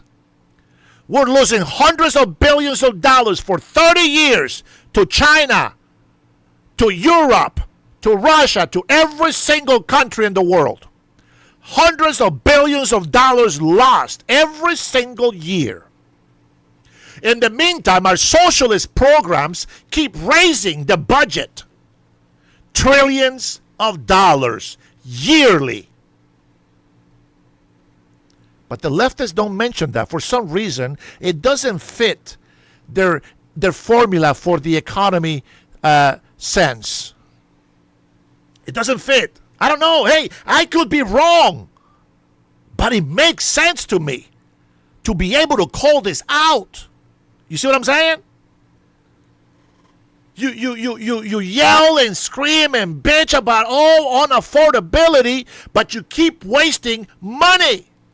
You can't complain about money if you don't know how to use it. You have to know how to keep a budget. Even when people get pissed off at you, you got to keep your budget. How many times do I teach my wife and anybody else that I come across? Listen, if you have $1,000 and you pay $800 for food and all your bills and you got $200 left, you have 2 choices. You can go and spend all those $200 that you have left, or you can invest it or save it. Don't touch it. And when somebody comes to you and says, hey, can I borrow $100? Even if you have $200 on your account, you don't have them. That is how you keep a budget. And so what do you do in government? In the same manner, you got to look at government. You can't just be as governor and say, hey, I want some tampons in men's bathrooms. As governor, you got to be able to say, hell no, what the hell is wrong with you? We're not wasting money on that. What the hell is wrong with you? As governor, you should be able to tell the people when they come and say, hey, governor, let's spend $600 million to shave men's legs because this is trans care, and let's give them some free breast implants in prison. As the governor, you got to say, hell no. We're not going to waste money on that. What the hell is wrong with you? We're taxing the crap out of people already. Why would we waste money on shaving legs? Why would we give billions of dollars to Africa so that they can circumcise some people? That is ridiculous. You people who complain about unaffordability are the ones that are wasting the money. And you keep just throwing money away. We call that there is fraud, billions of dollars through USAID. USAID was supporting the full economic system in Somalia. Ilhan Omar is pissed because USAID blocked that. And even the director of the banking system from Somalia confirmed what I just told you. Their economy collapsed because USAID was stopped. We help over 195 countries throughout the world with our money. How about we don't help anybody anymore? How much money can we bring back to our country? How about that? How about we stop supporting petty social programs like giving homeless by choice hundreds of thousands of dollars, hundreds of millions of dollars, billions in some occasions, and the problem doesn't even get fixed? I wish it would. Then there is no problem. But the problem has gotten worse. So how can we sit here and accept that? We can't. We got to fight it. So I hope that this helps you understand why I talk the way I talk. You can bring in $40 trillion debt. Oh my God, $40 trillion, Republicans' fault. No. You keep wasting the money that we make. You keep fighting us when we are hardcore on somebody who's been taking advantage of us. It's like the people on the left, for some reason, they don't have any balls. Like literally. They cut them off. I don't know. Get some mangoes, you know what I'm saying? They want to do, listen to this, they want to do free healthcare for all. They want to add an extra $4 trillion to the annual budget. That will put us almost at $12 trillion that we got to make every single year. And let's be honest, we probably could. But the same people that I just mentioned that don't know how to keep a budget balanced, they want to add another $4 trillion in debt for social programs. How does that work? Why are you bitching? Why are you bitching? Tell me. I want this DSA to convince me. Democrat Socialist of America, convince me. How or why do you complain about affordability, but you come in and you run a campaign on free buses, free healthcare, free? How? Everything is unaffordable. Now, you might think, as a gullible person, you can say, well, that's Dennis. Well, we don't have to pay for it. That's how. No, we have to pay for it. Nothing is free. The government doesn't just create money out of nowhere. They have to collect it from taxpayers. So there is no free.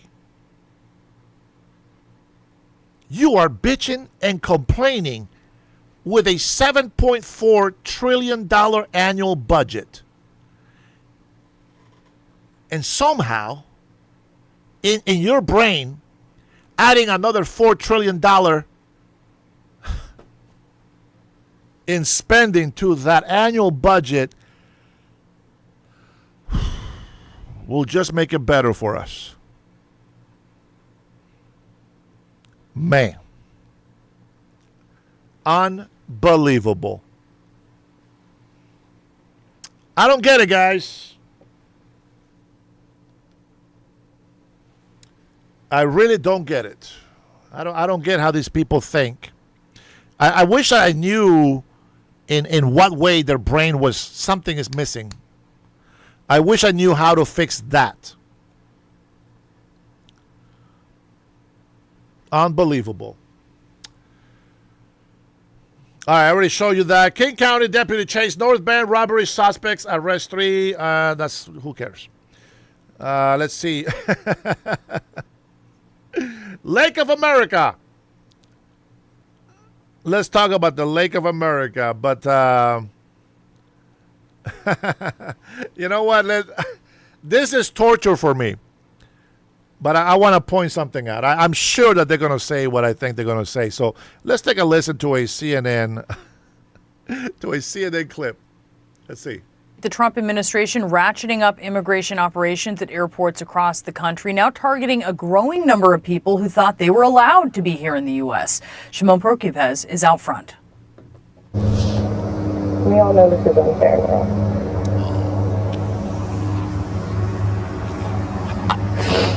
It is unfair. You know that. We were with Indy Vitia the day she went to have an electronic monitor placed on her ankle. It was days after she was released from ICE detention. I saw how upset you were when you came out. You see a monitor and you think you're looking at the person that is a criminal. And I'm not a criminal. Vitia is seeking asylum in the United States. She and her wife left Venezuela 7 years ago, and in that time, she says she's done everything the U.S. government has asked of her. Then one day, coming home from a business trip, And I was getting into the jet bridge. 4 or 6 guys came out of nowhere and, like in plain clothes, and pushed me to a wall. At this point, I saw that I was being assaulted. I asked, am I being detained? So they handcuffed me. the 47-year-old and her wife live with their dogs in Indianapolis, where she has worked her way up from a warehouse assistant to her corporate role as part of her asylum application, which was filed in 2019. Immigration officials previously told her, quote, "You may remain in the U.S. until your asylum application is decided." She's still waiting to be called for an interview. After her arrest at Atlanta's airport, it would be hours before anyone heard from her. I was begging. All right, that's the American side. Let's take a listen to this side right here. For 15-year-old Stella Fig, this could be her last soccer game on Canadian soil. Well, I mean, I've lived my whole life here, so it's like home. Stella was born in the United States, but moved to Canada when she was a baby. Her parents moved here for work 15 years ago with Stella and their son. Ever since moving to Canada, the parents welcomed 4 more children. For them, Canada is all they know. So it's really challenging to know that I might have to restart at 0. But after coming back from a trip to the U.S. on Monday, Alice Fig says they were stopped by Border Patrol. We were being given 2 weeks to pack up our house, to sell our house, to liquidate our assets, and to leave Canada. It turns out their work visa was expired. Federal documents show that the parents, along with their 2 American-born children, must leave the country by September 8th. That's the shock. That's where the emotion comes out, at just being dismissed after all that we've done to work to be here legitimately. Canadians, those bastards. Bastards deporting the parents and the children who are Canadian citizens. How dare they? Family tried a few times to apply for permanent residency, but to no avail. Brent Fig says in the past, after their work visa would expire, they were usually given a 90-day grace period to reapply. But this time around, that wasn't the case. So we were well within that window. One immigration lawyer who does not represent the family says there is a chance they could stay in Canada. What I would explore with them is an application under humanitarian grounds, which, that's a system we have in Canada that will allow an immigration agent officer to consider the file as a whole. Though the Figs moved around before, since 2017, Quebec has been home. The kids are enrolled in French schools, made friends, and planted roots in the Eastern Townships community. But now all of that is in jeopardy. Our kids are in shock. Yeah, they know what's happening. The Canadian kids did go back to school this week just to say goodbye to their friends, just to have some last contacts. CTV News reached out to Immigration, Refugees, and Citizenship Canada on Sunday, but did not hear back in time for broadcast. Well, I mean, Sounds to me like Canadians are some evil people. Unbelievable. Can you believe that? You mean they're not deporting the criminals from Canada? What the hell is that about? You see what I'm saying? Just saying. They got 4 children born in Canada. The family got deported. And these guys, oh man, they want to make us, the left, they want to make us look like we're some evil, horrible people. No, it's just the law. It is the law. They didn't go to Canada illegally. They let their visa expire. It's an easy hop over the border. They could have renewed that a long time ago. But because of their negligence, well, now they're illegal. They got deported. You see what I'm saying? It has nothing to do with the United States of America being evil, deporting illegal immigrants. Every country has that law. Mexico, deporting illegal immigrants.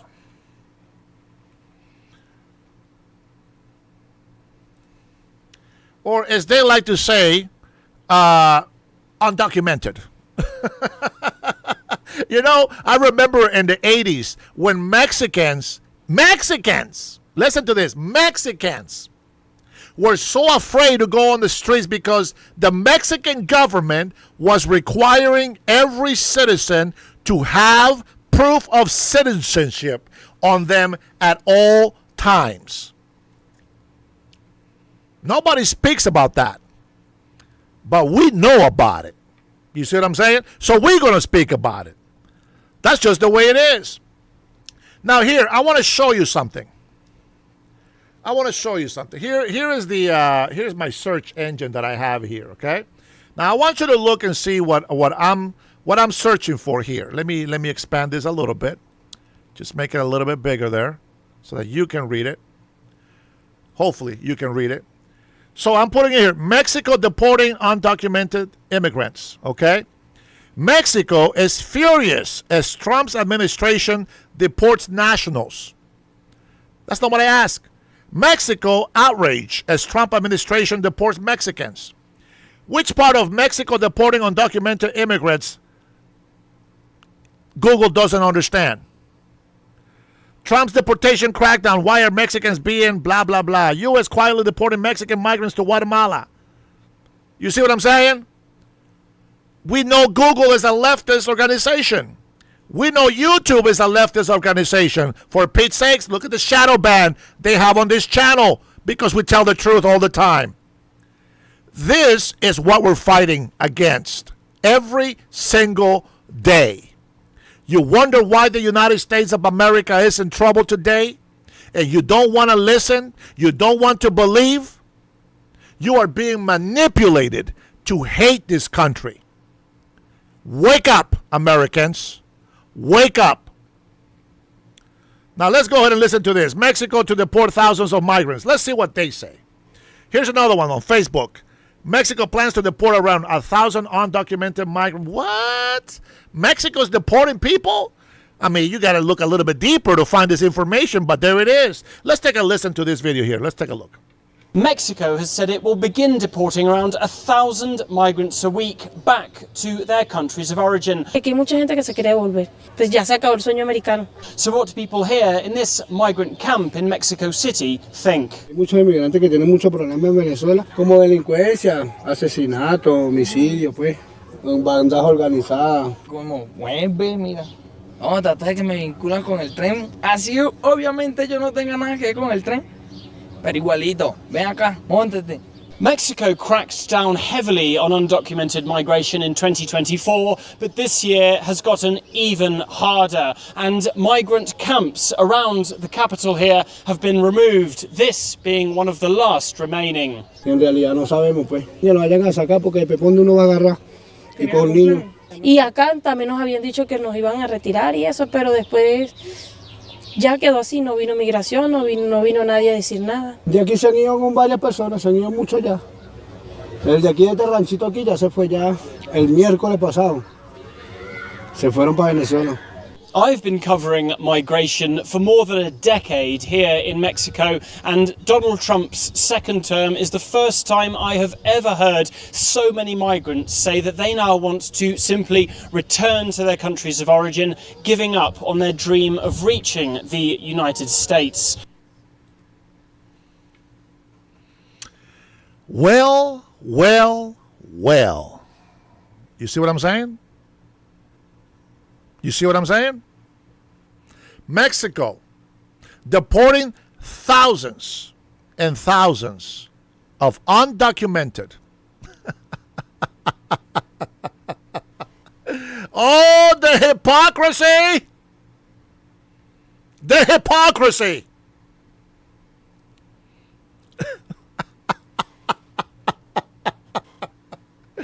The hypocrisy! I don't want to hear any Mexicans or Canadians telling us that we shouldn't be deporting undocumented people. Let me look something up real quick.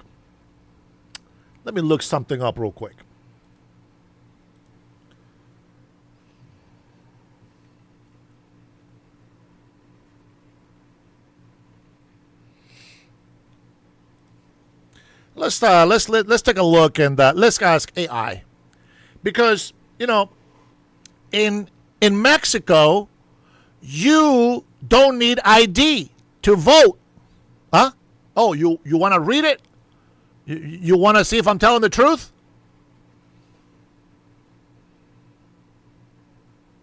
Okay, I don't know. Let's find out. Maybe I don't know. I think the way the Mexicans be arguing over here in the United States of America, I think that is because Mexico doesn't, the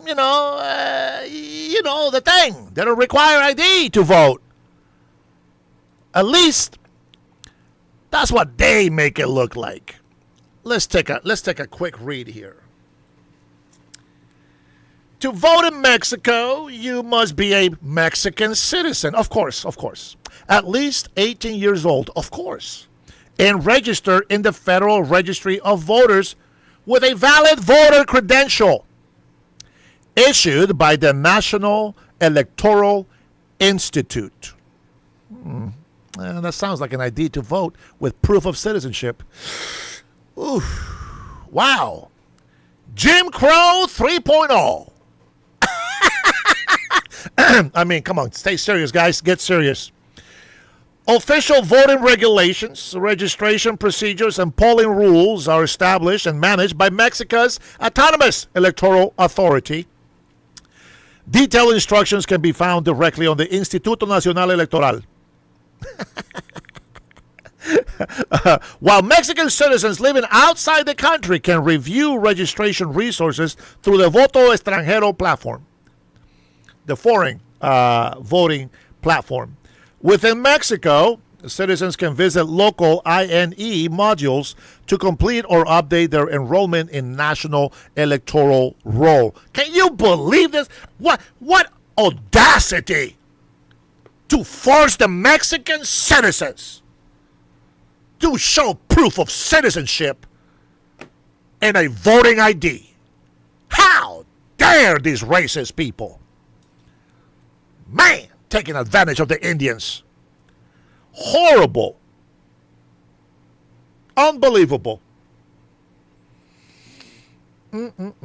Unbelievable. How about we change this? Maybe Canada doesn't. Maybe Canada doesn't need a photo ID. Let's take a look. Canadians are very socialist. These guys don't need ID. Oh, shit. Here we go. To vote in Canadian federal elections, you must be a Canadian citizen, at least 18 years old on election day. Eligible voters must also be registered and able to prove their identity and address. citizenship. You must hold Canadian citizenship. Well, how dare you, Canada, you racist people. How dare you, Jim Crow 4.0. You believe this? The nerves of Canadians asking for ID. That's racist. Well. Let's take a look at a insignificant country like Honduras. I'm sure they don't request a voter ID over there at all. No. To vote in Honduras, you must fulfill requirements regarding your citizenship, age, and legal identification. Name, address, that's pretty much it. No, you didn't listen. Here we go. Citizenship. You must be a Honduras citizen. Please check official resources for age and eligibility of their requirements. Identification. You must possess a valid official national identity card that can only be given to Honduran citizens.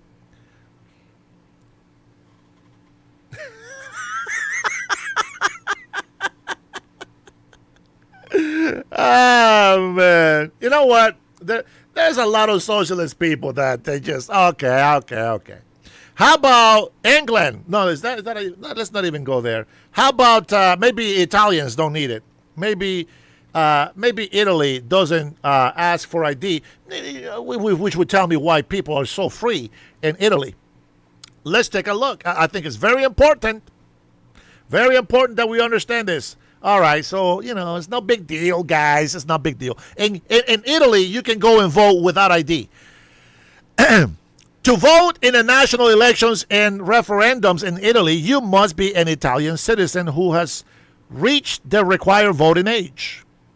Registration in local municipalities manage the electoral roll. You must present, a valid photo ID and your official electoral card. What? Please check official resources regarding permissible voting methods for domestic residents. Unbelievable. Well, I'll tell you what country has in the Middle East? Let's take a look and see who can vote. In Iran. This is very funny. This is fantastic information everybody should be aware of, what the requirements are. Now, in Iran, there's no problems with voters. Anybody that says they're Iranian, you can vote without showing ID. No big deal. And you can vouch for 8 more Iranians. Oh, wait, that sounds American. To vote in an election in Iran, an individual must meet official eligibility and identification requirements set by the government authorities. You must be of legal minimum age. Must be a citizen of Iran. There you go, guys. No big deal. Must meet official eligibility standards, a mental status. What? That is Jim Crow 4.0. That is racist. You must meet official eligibility standards. They actually test your mental status. Unbelievable. But you don't need ID. Huh? Oh, shit. Voters generally must present official identification such as a national identity booklet or proved identification. I guess I was wrong. Every country needs proof of citizenship and voting ID. What the hell is going on? I'll tell you what. Okay. In Cuba, they don't need an ID. In Cuba, here we go. Cuba does not need ID.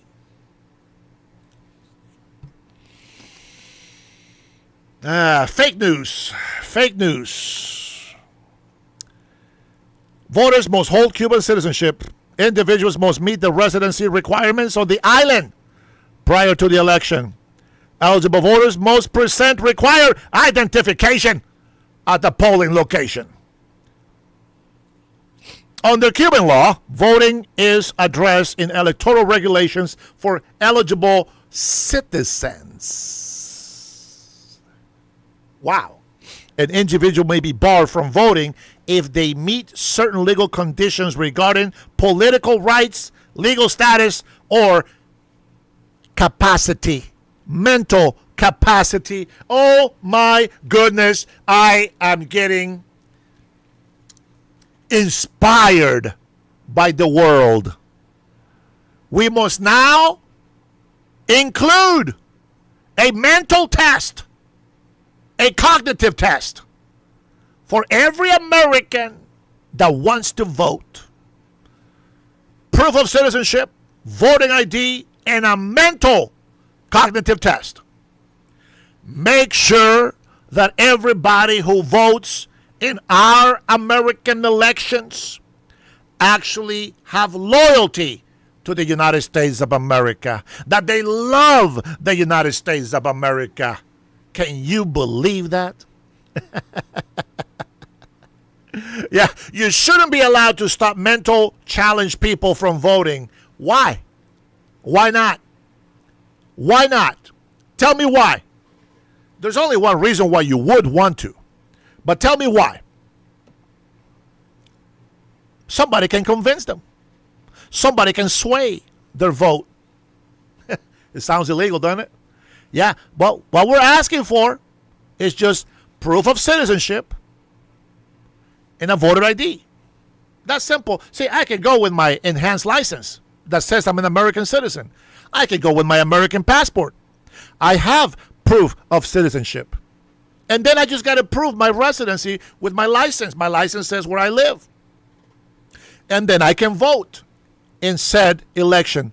You see how that works? Man, that's fantastic. I really enjoy that. Oh, it's too bad only 20 people are watching. That's sad. That's very sad. But anyways, there you have it, my friends. There is the one video. Here is Trump's administration has been quietly deporting migrants. Self-deported migrants face harsh realities after leaving the United States of America. Oof, let's take a watch. Let's watch this. Why not? They were in Austin, Texas, 2 months ago. Now they're back home in a half-finished house in their village of 500 in rural. That's a nice house. That's a nice roof. Solid. Weatherproof. Looks nice. Looks nice. Mexico. This family are among those who've self-deported from the United States. President Trump is pushing more people to do the same. Oh, my bad. I had the big screen. I don't know how well you saw that. Oh, never mind. It was good. It was good. I'm looking at my monitor here. It looked good. Now, listen, poverty is not a reason for invading the United States of America. That's not a reason. Introduced an offer of $1,000 for those who go via a government app pictured in glossy promo videos. You might even qualify for up to $1,000 in travel assistance from the U.S. government. Anaí says she didn't know about that, but she was aware of the other side, the constant threat of ICE raids and detention. That's what we were afraid of, that they'd catch one of us. Even to go get food, you'd think twice before going out. You hardly left the house anymore. Deterrent. You gotta set deterrents. If you just say everybody's welcome, they will just abuse the system. They will abuse it.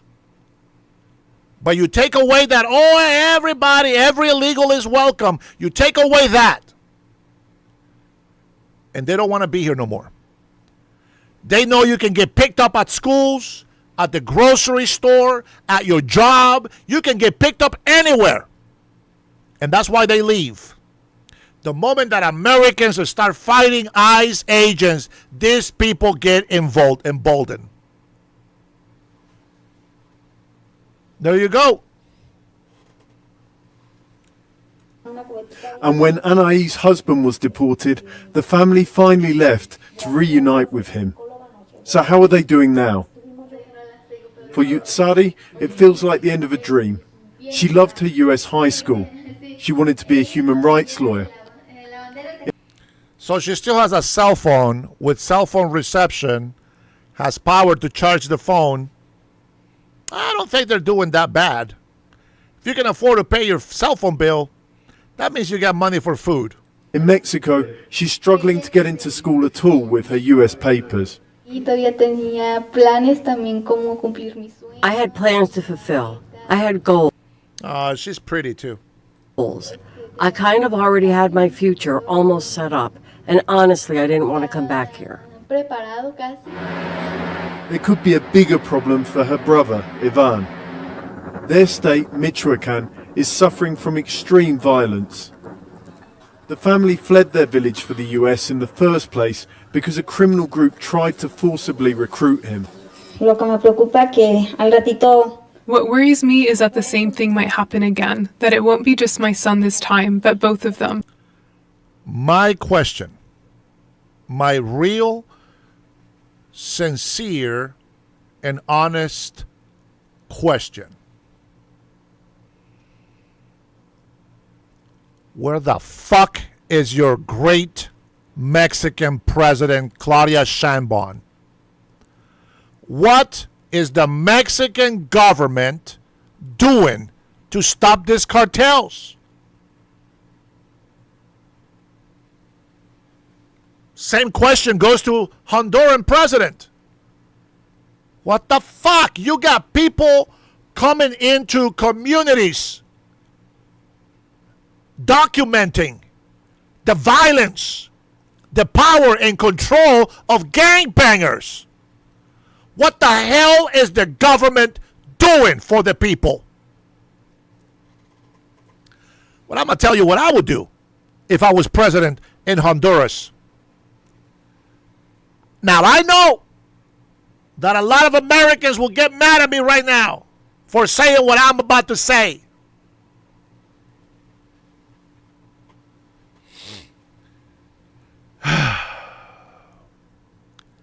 I would talk with the President of the United States of America and ask him to help me destroy the criminal organizations in Honduras. A lot of American soldiers, badass warriors, would come to Honduras and be welcome. The more, the merrier.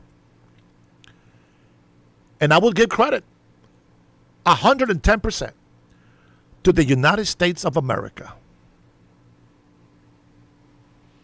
If I was president, he would. Remember this. Remember this. President Trump asked Claudia Sheinbaum, offered, not even asked, offered to help the Mexican president, to help them out. He says, we will help you get rid of your cartel problem, because that cartel problem that you have in Mexico is also our problem in the United States of America. And then I can tell you that this, that you see right here, up here, that young man would not need to come to the United States of America if that's really the only reason why you have the excuse to come to the United States of America. You see what I'm saying? As presidents of countries, if you really care for the people, you would work with somebody that would help you. Now, I'm telling you, as a Latino man, I can tell you that I would support President Trump, because no other president has the balls to wage war on the criminal cartels.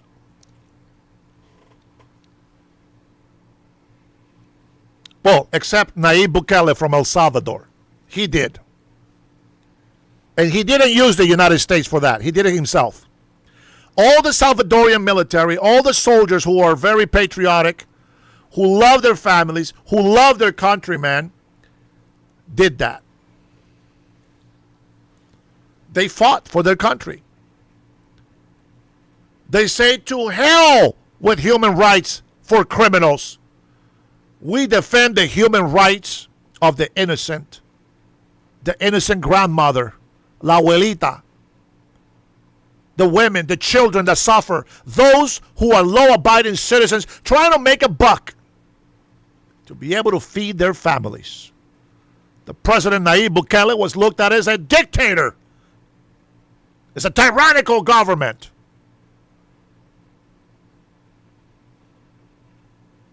For some reason, Democrats are against him. But the people of El Salvador, over 90% approval. Almost the whole 100% of the people agreed with this president and continue to support him. I wonder what the other 9 to 10% were that don't support him. There you have it. The best example that I can give you. The best example that I can give you. This mother is worried about him because the cartel wants to forcibly make him a cartel member. I get it. So why not make it public and reach out to the government of Mexico? They are responsible for their citizens. We are responsible for our citizens. Well, that's why ICE agents are working hard to send them back to their country. And I think that people on the left, on the legacy media, they need to stop this bullshit about criminalizing ICE agents in the United States of America and start putting the blame where it belongs, in their country of origin. Start talking shit about the president of Mexico. Start talking shit about the president of Honduras, Guatemala, El Salvador, Nicaragua, all these other countries. And watch what happens. Watch what happens in the world. That's what worries me the most. Like many, after a glimpse of something better, they're back where they started. A lot of migrants in Mexico come from areas that are poor or violent or both. Those who are sent back or self-deport are going to be going back to exactly that. The Mexican government says that over 82,000 people have returned voluntarily from the state since Trump took office. It's set up giant shelters at the border to process them, and then given people about $100 and a bus ticket home. Officials in municipalities like that of Anais' family are trying to help them as they arrive. Right now it's still a trickle, but they're concerned about later. La realidad es que el número de casos está aumentando. The reality is that the number of cases is increasing. And although the team has done great work, the resources will never be enough. We need more to be able to support the people who are arriving. With migration to the United States at its lowest in more than 40 years and people returning, there's a new reality in Mexico. It's left many who before saw their future in the US wondering, what now? John Holman, Al Jazeera, Michoacan, Mexico. And I'm going to tell you something. If the people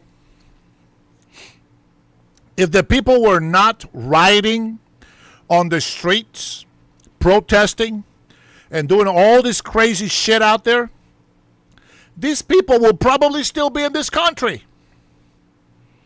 I'm not saying forever, but that's why the immigration has gotten a lot stricter, a lot tougher. People keep abusing the system, and the more they abuse it, the harder it will be for migrants. It's that simple. We got millions of people that could be getting some papers right now, but because there are millions, tens of millions of illegals that crossed the border during the Biden administration, has just made it even harder for those people to get documents. You see what I'm saying? You got to pay attention, man. It's not the United States of America being evil with deportations. Every country has to do that to protect their economy, to protect their citizens, to make sure that everybody has the right health care, that the economy is thriving for their citizens. It's not there for everybody in the world who wants to take advantage and abuse it. You got to be able to see that. You got to be able to see that. Unbelievable. All right. Let me go ahead. As you guys know, we have we have a new channel that we be getting some news from. Now, some people on the left continue to make fun of her accent, but I think that that she's okay in my book. So let's take a listen and see what they have found on the other side of the world. That sits on one of the largest oil reserves in the world is about to run out of fuel. Not in years, not in months, in next few weeks. Iran has issued a red alert. Its emergency fuel stocks are almost empty. Petrol pumps in Tehran are shutting down. Lines are kilometers long. And inside the regime, a civil war has begun. President versus Revolutionary Guards. Who gets the last drop of petrol? That is the question. Hello and welcome. I am Nikita Kapoor and you are watching Decoded. And in this episode, viewers, we decode how fuel makes or breaks a nation. How US President Donald Trump's economic D-Day is bringing Iran to its knees without firing a single missile. And how Iranian leaders are now turning against each other. According to reports, Iran's strategic fuel reserves have hit red alert level. If Iran continues to use them at this pace, they will be completely exhausted in just a few weeks. Think about that, viewers.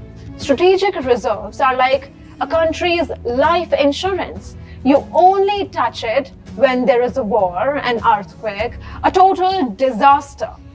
Iran is burning through its life insurance just to keep its cities running today.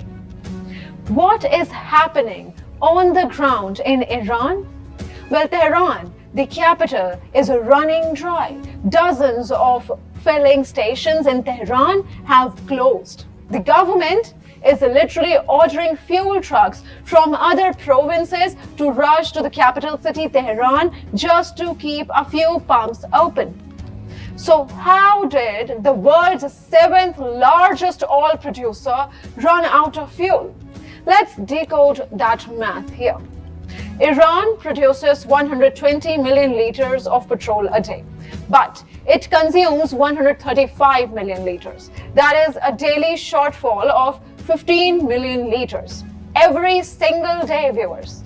Earlier, Iran was smart. It covered half this gap with imports mainly from its friend Russia. But now, three things have hit Iran at the same time, creating a perfect storm for Iran. Number one, Donald Trump's maritime blockade. The United States Navy is choking Iran's shipping and energy trade routes. Iran cannot bring oil in, cannot send money out. Number two, Ukraine is hitting Russian refineries, so Russia itself has less fuel to give to Iran. Number three, the Caspian Sea supply route is completely shut. Result? Imports are almost zero, and Iran is trying to fill that 15 million liter hole every day from its emergency stocks. And that is why the reserves are at red alert level right now. And this is where it gets really interesting, viewers. The fuel crisis has triggered a fight at the top. On one side, you have Iranian President Masoud Pezeshkian's government. Their logic is simple. Keep the pumps open at any cost. If pumps close, people will come on the streets. So keep draining the reserves. Keep people calm. On the other hand, you have the Revolutionary Guards, the IRGC, the most powerful military force in Iran.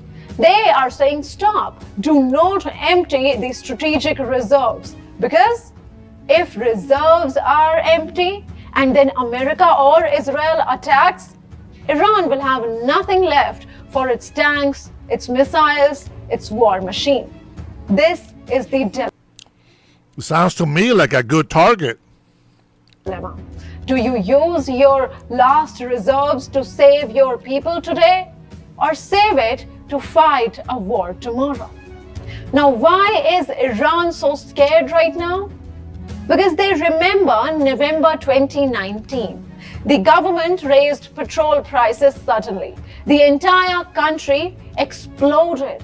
Massive protest in 100+ cities. And then a brutal crackdown followed where hundreds of civilians were killed.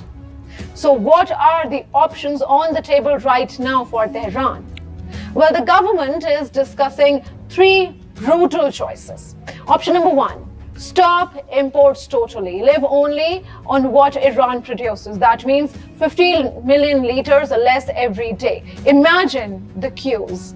Option number 2, cut subsidized petrol. Right now, Iranians get cheap quota. Government wants to cut that quota and sell petrol at 5x price. Option number 3, give petrol quota not to cars but to people. So if you don't have a car, you can sell your quota. All 3 options mean only one thing: expensive fuel and angry streets after that. So we come back to our big question. Can fuel crisis force Iran to surrender? History tells us, yes, that can happen. Look at any superpower, viewers. America became a superpower because it controlled oil. Soviet Union collapsed when it could not manage its economy and its energy. A modern country runs on fuel. No fuel means no trucks to bring food to markets, no cabs, no jobs, no tractors for farming, no generators for hospitals, no fuel, even for the army tanks. This is Donald Trump's real D-Day, an economic siege. Block the ports, block the money, block the fuel, and watch the country suffocate from inside. If reserves empty in weeks, Iran will have 2 choices. 1, raise petrol prices and risk another 2019-style uprising that could topple the regime. 2, go to the negotiating table with America, accept Donald Trump's terms on its nuclear program, on its missiles program, just to get fuel flowing again. That is what Iran's surrender may look like. A government signing a deal because it cannot fill its own capital's petrol pumps anymore. The question is not if Iran will bend. The question is, how many days of fuel does it have left before it has to bend? Weeks. The clock is ticking and Washington is watching very closely.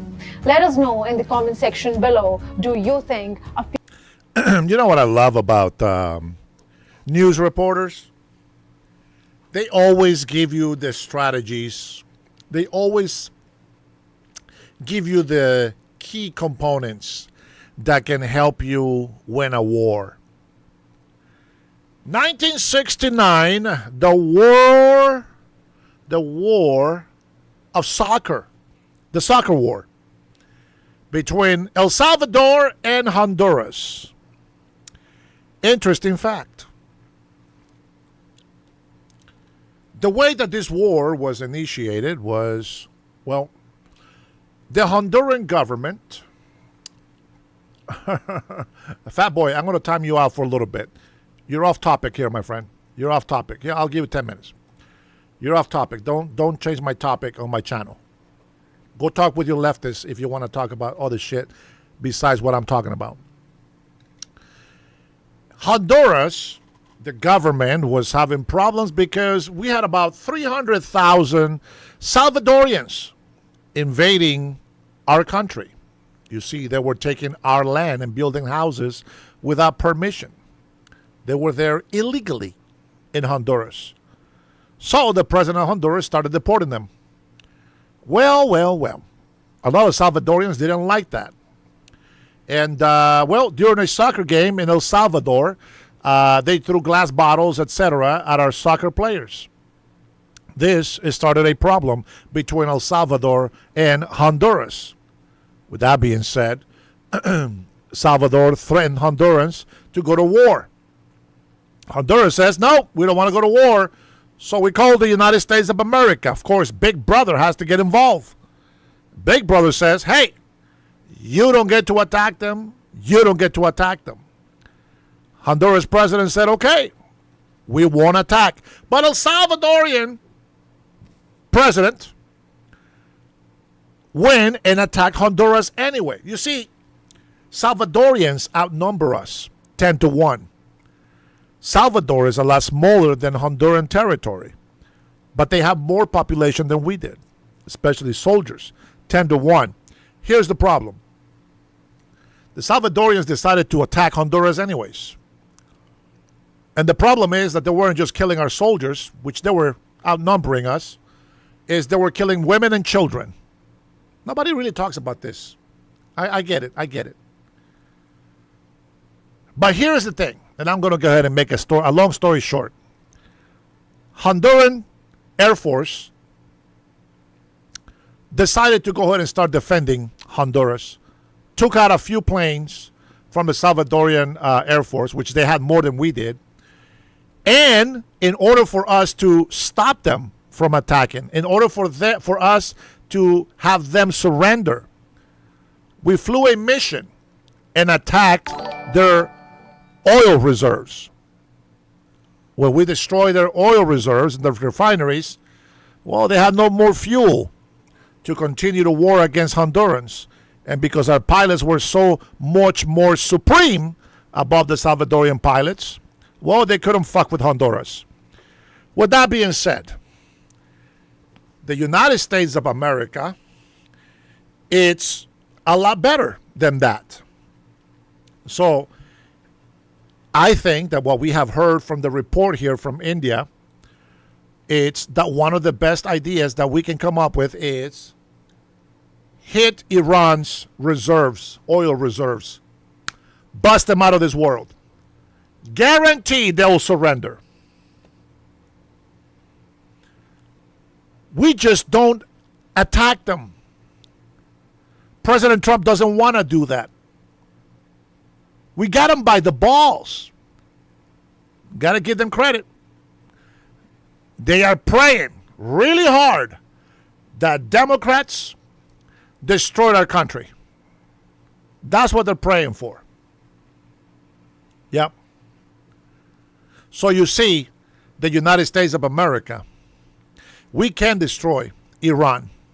We can force them to surrender. How do you think that those boats that they use work, if not with gas, if not for the petroleum that they have? Don't you think that it will be a very strategical advantage for us to destroy their reserves?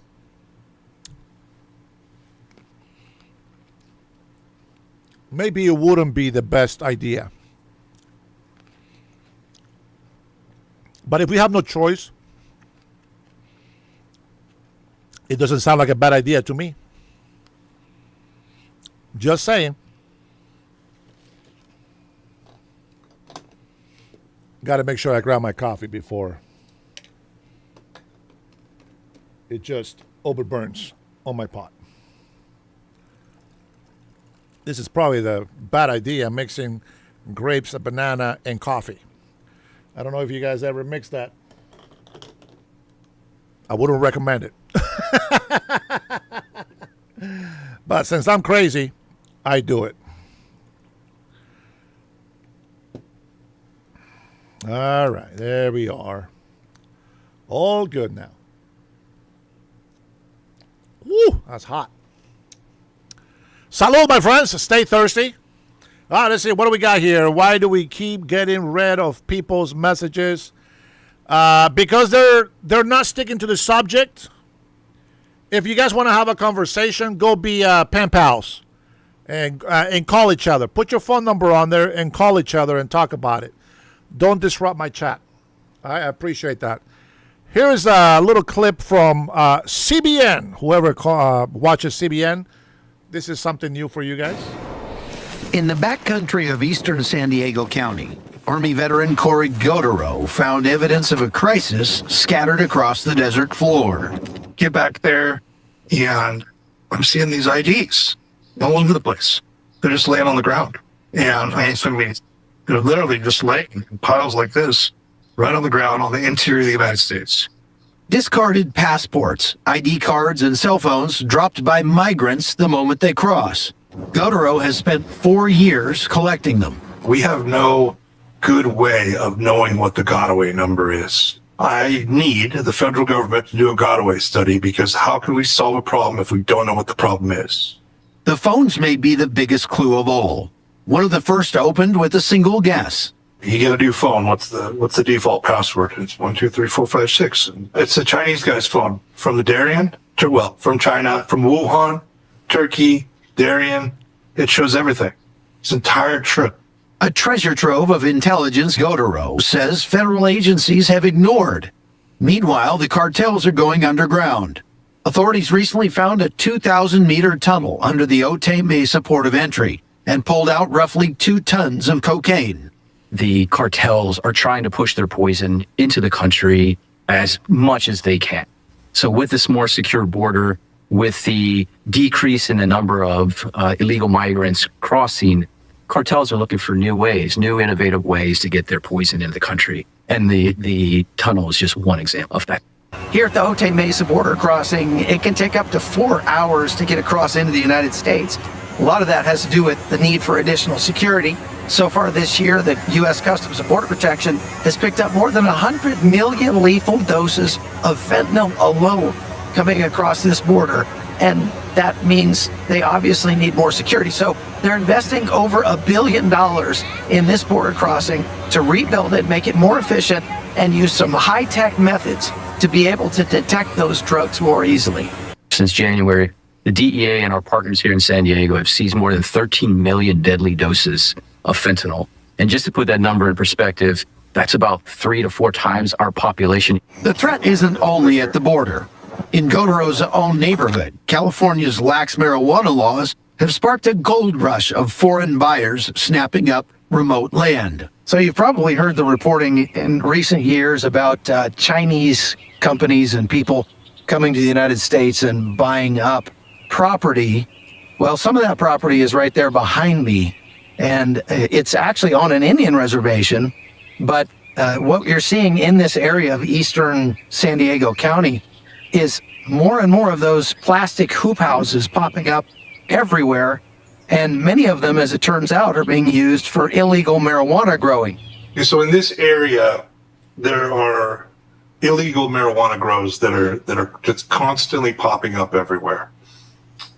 This has been happening for a while now. So the sheriff actually started a marijuana enforcement team. It's called the MET team.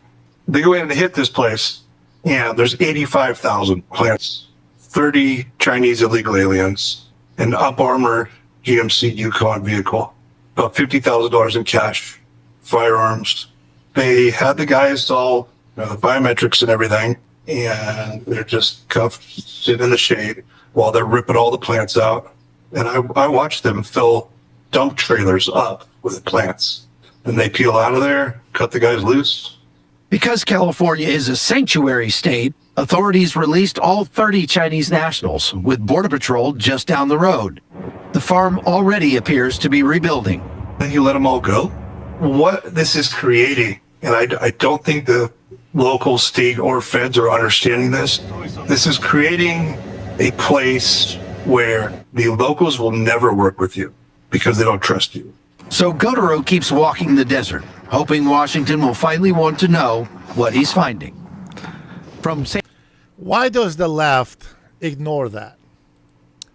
Unless it can be, right? It can be that only criminals join my chat to come in here and talk shit. There's no way that's happening, right?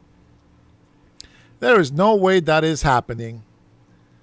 Criminals joining my chat so that they can go ahead and lie and turn Americans against Americans. Very interesting. But that can't be happening. I don't think that's happening. I think that there is no illegal immigrants on my chat. I don't think that criminals listen to my chat. I don't think gangbangers listen to my chat. But it makes you wonder why. Why is it that they do come into our chat when they don't agree with anything that we say? You know, today was very interesting, very low viewage. I get it. I know what shadow banning is. I get it. But we actually covered some very good things today. And I think that little by little, I'm going to be making some changes to my channel, of course. But I think that we have a lot to learn. I think eventually I won't be able to do live every single day because I do got to spend more time. Believe me or not, 2 shifts is what I do on this shit. But I need to have more time to be able to create my videos and all that stuff. I think I'm going to go to a spot today, and we'll see what I can come up with for my members. Probably won't be as long of a live because I'm going to have limited power on my laptop. I'm going to hook up my camera with my long lens, and I want to give you guys, just a special view of whatever it is that I am. Hopefully, if I get good reception, you guys will have a good time watching. With that being said, guys, I thank you so much for being here with me. I understand that we had a low view today, so that's fine. Happy Friday, everybody. I want to say thank you for hanging in there with me. For you members that were in here suffering the low numbers, I appreciate you being in here. Remember, if people don't like the show, it's okay. They can go watch somewhere else. But I will continue to give you guys my insights on what we are seeing throughout the world today. I think that some people appreciate it. Other people, unfortunately, didn't get to watch today. They missed out on some information that I think is very important for Americans to know. Illegal immigration is not something that only the United States of America is fighting. It's throughout the world. I proved it to you. Canada, Mexico, Honduras, all the way to Italy, even in Iran. I proved to you that the things that we are trying to look for to secure our elections, they're valid. Every country with reason has the knowledge, the wisdom to secure their elections as best as they can. Save America Act needs to pass. All American citizens should encourage the Save America Act.